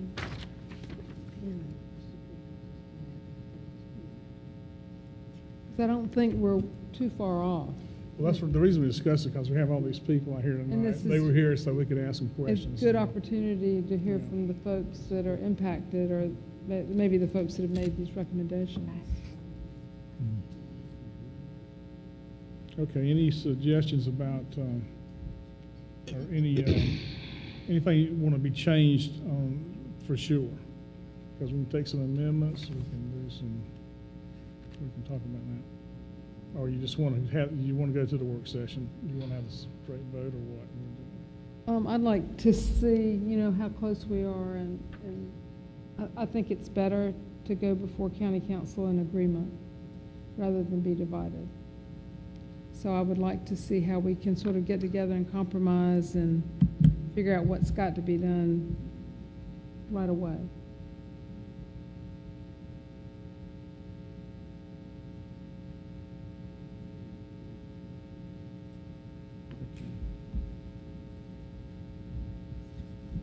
Let me ask another question here. How much are we paying resource officers? Ms. Anderson, and I'll ask Mr. Carter, correct me if I misstate. Round numbers, the first year it's $100,000 per officer, but that includes all of their equipment, some other stuff. After the first year, I believe it drops to basically $75,000, and then in the third year it drops to $50,000 per officer. Mr. Carter, is that basically the raw numbers? So you will be checking into what Dr. Fleming said, the non-professional safety officers, right? Because I don't see them doing $75,000 worth of work in all elementary schools. Some they're gonna earn their money in, but I think we could check that out before we move this route. If we do that, we would assume the liability. Right now, the sheriff's department has the liability. If we I'm not talking about arming these people. I'm just talking about a presence there. It's not there now. We can't arm, what liability do we assume? You're not any more liable than your principals are, your assistant principals. I'm not talking about anything like that. Mr. Chairman, I don't think that's an issue. Did I see one other, I don't know if it was another county or somewhere else, I saw a public comment that the sheriff was recommending the potential of using schools as sort of a substation. I know when I worked for the retirement systems, yeah, I read that. Basically we had an office for an officer who didn't belong to the retirement systems, but that was sort of their home base. So when they came back to do paperwork or other, phone calls and that kind of thing, so they were in the facility. We had the sheriff's department logo on the front door. Their police car was there, kind of after hours or whatever during the day when they're doing work. It might be another way that, if we could have a couple officers housed out of our schools in a way that they come through. It just might be another option. Well, I think there's some things. I just really, the liability should not be an issue because, again, it's no more liability than an assistant principal or an AA or whatever dealing with the child. If you're not talking about I'm not talking about giving Mace and a stun gun. you're not talking about arming them. The liability certainly would go away, but also the effectiveness of having an armed guy versus a non-armed guy, or person, I should say. Again, but we're assuming we're going to stop if we did that, we'd have one in every school. We wouldn't have stopped it for. So anyway, I'm just throwing things out to think differently, because believe it or not, this is a time we need to watch every penny we spend. Okay, any other? What else up to you? You made the motion. You two made the motion. I know. If you're ready to vote, call for the vote. I can't vote on it tonight. To maintain the current millage at the 282.50 mills. That without the work session. So that means That this without- is, That would be the vote for the. that means your vote means you're gonna approve what's on here. Do what?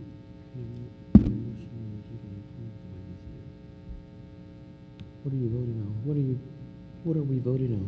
I'm not going to raise the millage. Now, we can change any of this we want to, but I don't want to raise the millage. Yeah, I mean, again, this is the reserve fund is something we can. So basically, we're just voting in the dark, and then we're gonna go back and fill in the budget. Is that what you're saying? The motion that was made that we have on the table is for a 0 mil increase. I think we have to vote yes or no on that before we can have maybe another motion for another option, either to table for a work session or another millage rate or some other change, right? I mean, is that Well, what I'm we saying, are? that's what I want to make sure I understand. We're voting on a 0 mil increase, correct? Maintaining it. Maintaining it, okay. And then, are you voting on the proposal that's before us? When you vote on maintaining what we currently have as a 0 mil increase, are we then voting to support what's on this sheet of paper is my question. Yes. Okay. 0, yes. So I can't support that.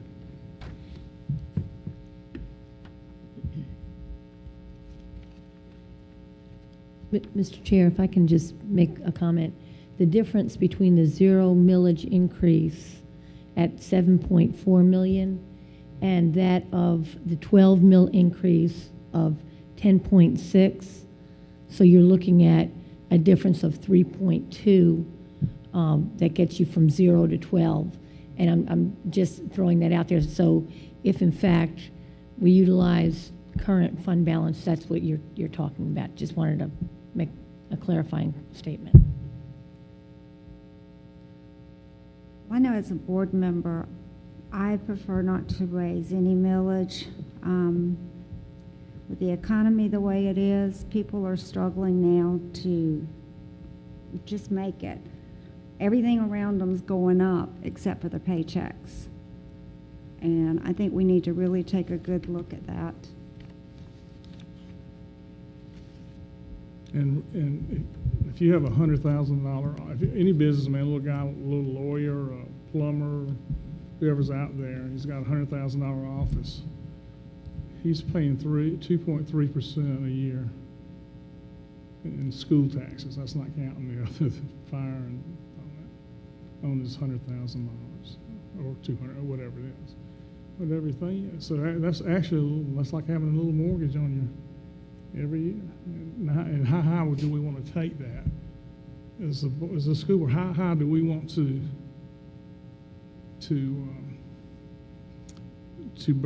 put a burden on our businesses? Because I'm telling you, people are moving in for the services, but the other guys are moving. The guys who are paying for it are moving out, and that's a fact.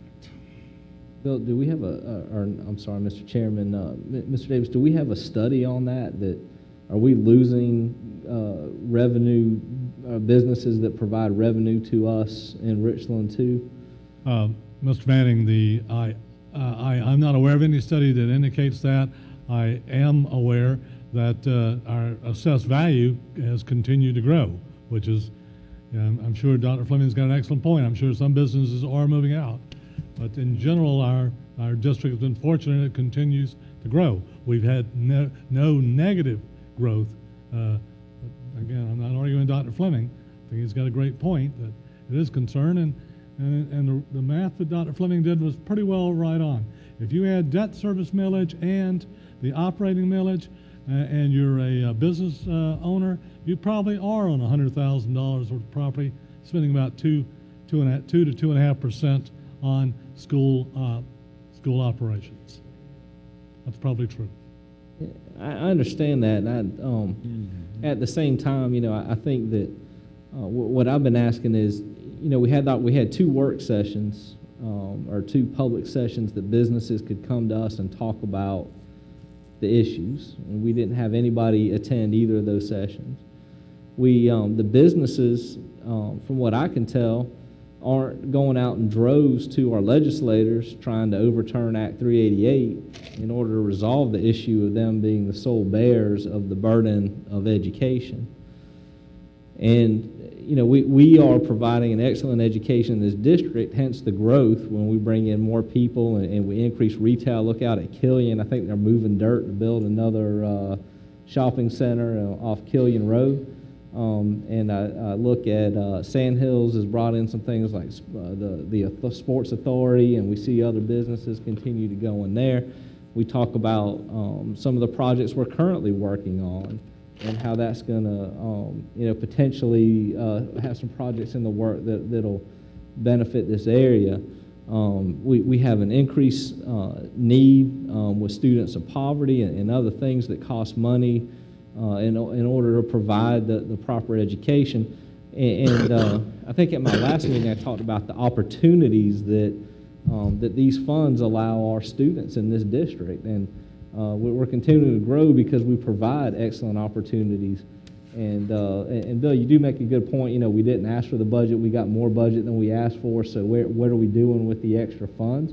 And that might be good to see, where that went behind the magic curtain. But at the same time, I think we do have some real needs that we have here that we have to look at funding. I'm sorry, Bob, I know you were going to jump on me for that comment. Just for the record, when they did increase our millage above what we requested, we did come back with a revised budget to the board. Okay. So right. I just blinked when behind the curtain. Sorry, I apologize.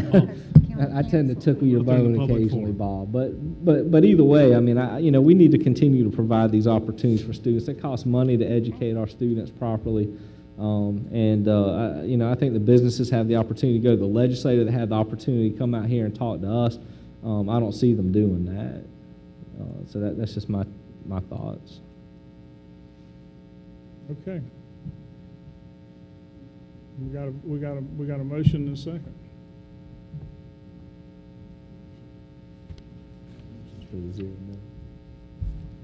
I second.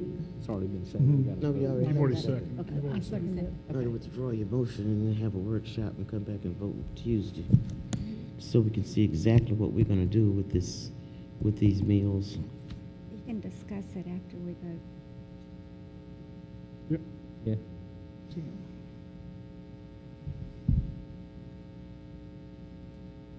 I'm voting against it. You know I'm voting against it.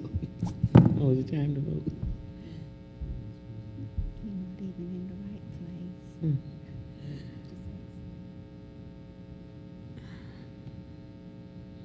What am I doing to that? I was trying to read Chip's email. Did you go off again? No, It's right up there at the top, isn't it? What she's supposed to do. Look up there forever. More people that say yes. Then, Mr. Chairman, hold on Let's one try minute. one of those.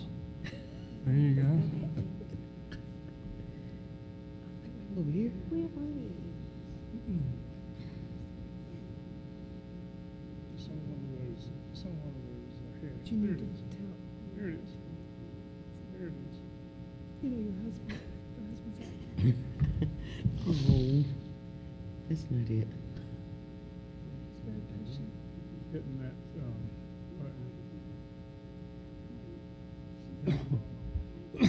Which one did you say go to, Bill? April 9th, let's see what that is. Let's go with this. March 26th. Well, it's gotta be somewhere here. there you go. Is that the right one? Is it the right one? Is that the days? Nope, it's April 9th. It's April 9th. How did I do that? Absolutely. Yeah.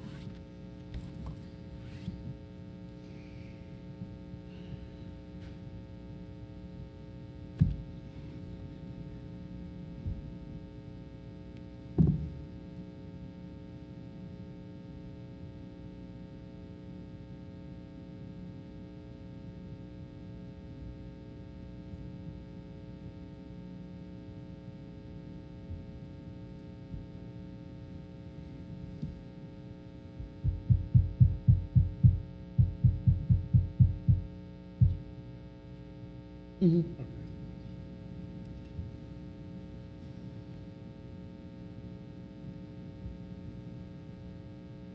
Okay, it failed, so then what we're going to do is have a work session. We're going to go ahead and declare that next 6 o'clock on next, unless somebody wants to make another does somebody want to go through this again? Or Do we have to make a motion to table it, Mr. Chair? Or can Yeah, we to just table do it till I move that we table, Mr. Chair, until Tuesday, April 29th, 30th, at 6 p.m. Did you say what time? 6 o'clock. 6 o'clock p.m. Where? At the district office, and I'd ask that. There's no discussion. I mean, we Mr. voted. Davis be There's no- present to answer some questions that we may have. Here's a second. Second. Okay, there's no discussion on table. We just vote up and down. Table this subject till, do you have that, or is that you can do it in that slide, can't you? Okay, thank you.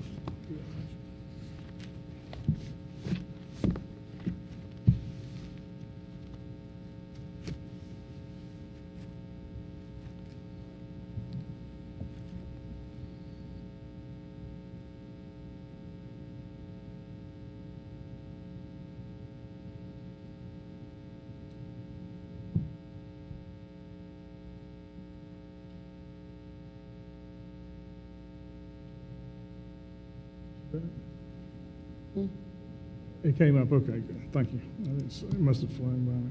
Next item, old business, no action requests or proposed revisions to the dress code. Dr. Washington's not here, who's taking that one?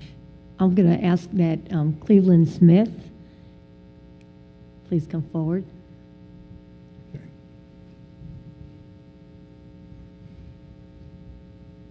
Good evening, Mr. Chair and board members. In your packet, you will find the draft policy for JICA student dress, as well as the administrative rule that goes with that JICA-R. And we have our principal reps here also, if you have any questions. I believe we've divided this into the two parts, right? In other words, we've got a broad umbrella dress code policy, which is the first sheet, which I think is a good idea. And then you have the regulations, which that's where you can come back each year, revisit that. If you like the original policy, you can use that to make your adjustments. Is that fair, guys? Is that Yes, fair? sir. Yes, sir. Okay. Just want to make sure. that's fair. I talked with Cheryl about that last time, and I thought that was the best way to go on this. Any discussion? You talked to Cheryl about what? Just about doing it, dividing it up into one policy, but a broad policy, brush policy, which, states the reason for having a dress code, and then the second part, which is the regulations. Yes, sir. The first statement that you see is the generic statement for the board policy. The specifics were moved into administrative rule. Thank you. And that means that you can go back and make adjustments without changing your policy. Correct. Correct. It's in, you can pull it up there. Look, the second one, hit dress code. Yes, go ahead, Barbara. First of all, I just want to tell, from our last board meeting, I'm going to sit here and gravel. I've talked to most of you. But I just wanted to apologize to the staff at Richland School District 2. If I said anything at our last board meeting that offended any of you in any way, I apologize. It was not intent to come across that way. You guys have done a great job. This has just got a little bit wider than what I anticipated, so please accept my apologies. Well, I was called in San Diego and said that we had offended the principals with our comments. I'm not apologizing. I'm saying that I'm sorry you misunderstood me, but I stand steadfast to my comments. Everyone does not always use good judgment or common sense judgment. But if I offended anyone with my statements, I apologize for that. But I stand steadfast. People do not always use good judgment. I even make bad judgment calls sometimes. And I would think I would have sense enough to make good judgments, but I don't. And a lot of people in my family don't always make good judgment calls. So I stand steadfast to stating that all schools should, number one, use the same discipline for the same infractions. And I state that all schools, principals, should have, say, if they're going to wear the email that I got from a parent, what do they call those I call them gym shorts, but they call them is it squirts or something? Norts. What is it, what are they called? Norts. Yeah, I never heard of that Nike word. shorts, Norts. Yeah, so are we going to allow the children at some schools to wear those and other schools can't wear them? I never knew that was the name of those little things they wore. If you look at that's why I was saying we need to make sure that we have some, I just want a guideline for the administrators to use. Yes, ma'am. If you would look at administrative rule draft, under the first bullet, it will address that specifically. It's not in this one. Maybe. The thing is, fashion change. As we've learned, fashion changes so Yes, quickly sir. that you got to be able to pull the trigger at least on a yearly basis. Correct. Here today, gone tomorrow, and back in a couple of years. Yeah, so, and that's why I think breaking it up to I missed regulations was the best thing. Yes, sir. Okay, I missed it. It's here. It's buried in there somewhere. Yeah, it's buried. But I think it's a good start. Again, none of our policies, as we've seen, are written in blood. We can change them if we want to. It was buried in my stuff here. Like I said last time, going through a year, give you a year, we'll see where we go from there. Okay, I see you went back and added it in here. Yes, ma'am. Okay. What Dr. Fleming was mentioning is we moved it from the policy, from the overall board policy into the administrative rule draft. So. But I hope you guys understood what I was saying. Crystal. Because I was not, pointing the fingers at anyone. But now I can give you some scenarios that would be very true in some of the things that we've had to deal with. Go back and straighten out. So don't think that I cannot, and I would not dare call names as I did that, but I can give you some hardcore. Matter of fact, I got a phone call today. Okay, let's go to policy. Any questions? I'm ready to vote. Okay, do I hear a motion? I move that we accept it. It's in the no action Second. requested, Mr. Oh, Chair. that's right. There's some. Oh, I thought it was. That's voted right. for We've tonight. discussed it so long. I thought it was. I forgot. I did too, Bill. I'm sorry. Can we just go ahead and put it on a motion? Can we go Can't back and change change the the agenda. We're agenda? not going to change Do it. that We're not going to change the agenda. Thing you can't change. We could have done that. I don't think we would have had a problem at first. I thought it was under action. Yeah, Third this quarter is for- financial statement. Mr. Davis? Mr. Chairman, ladies and gentlemen, you have the third quarter financial statements. They're tracking as expected. I and my staff will be happy to answer any questions. Actually, I probably shouldn't volunteer my staff to be happy to answer any questions. I'm sure they'll loyally do so. Yeah, that's good.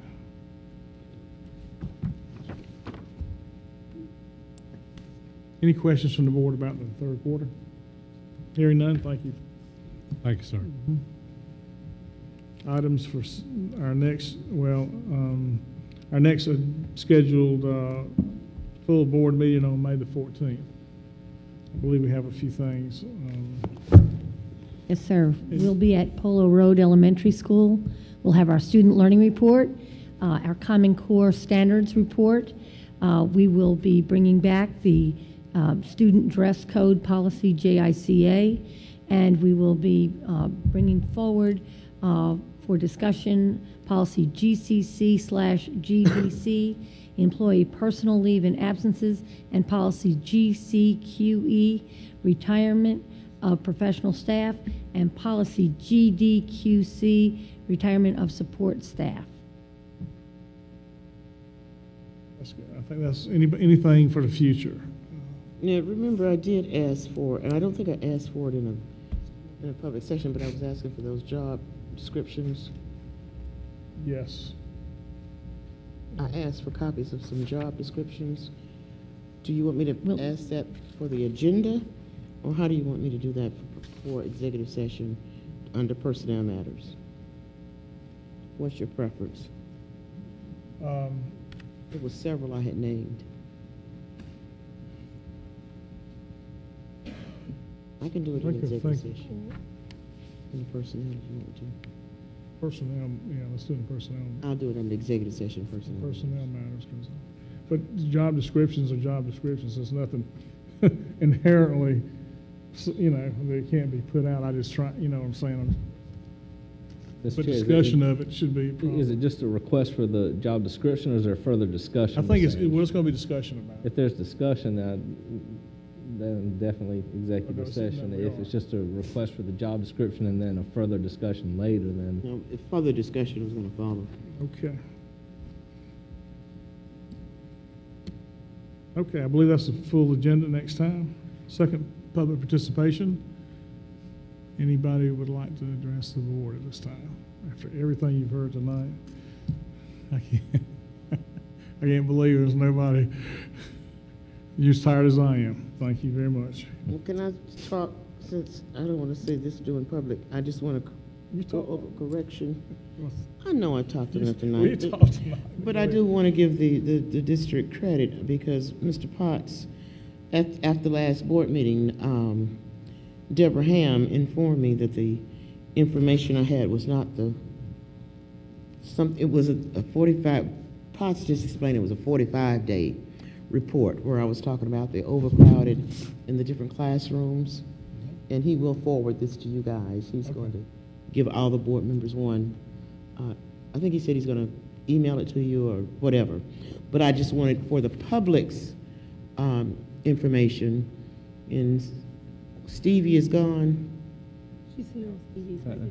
You standing up? I couldn't see you back there. I just want to make sure you get this in your newspaper. That okay, well, in case you do, I want you to have correct information on the, where I mentioned the math, science, and language arts were overcrowded up to 35 students in some classes. That was incorrect information. The information that we had was on 45 days, is that correct?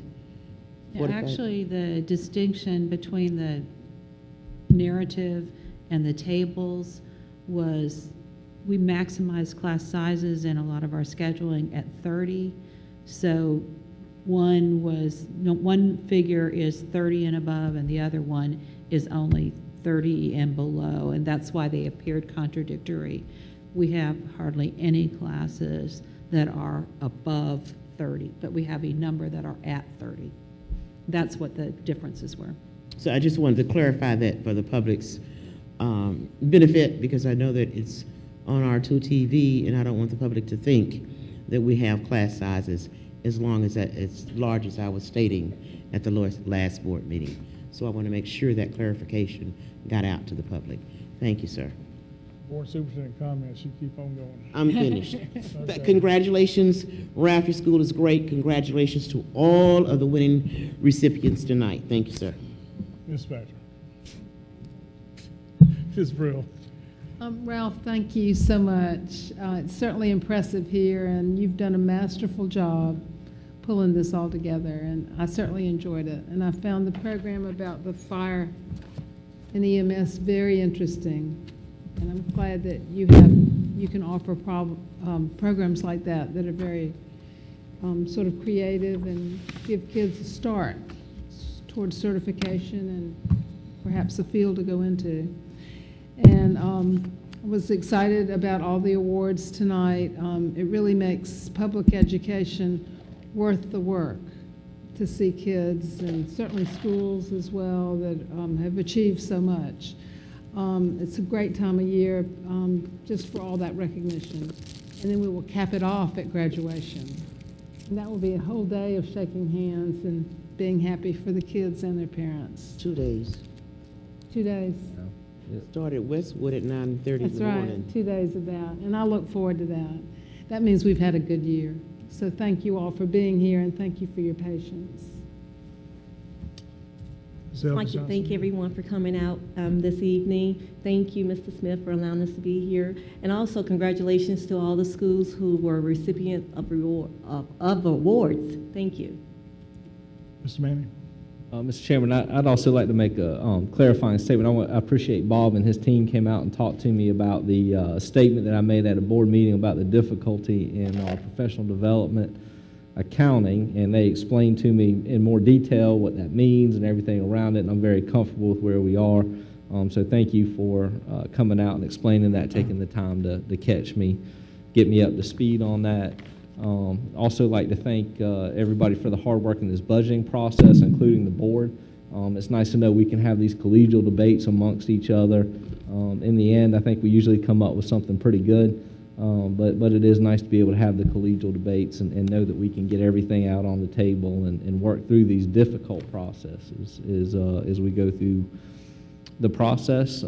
Ralph, great school, love the fire truck, and just great program. So I'm excited for the students that are coming out of there, that they get to come out and actually maybe start work right away with the certifications that they've got. And so certainly a model we can use around the district for other programs. Thank you.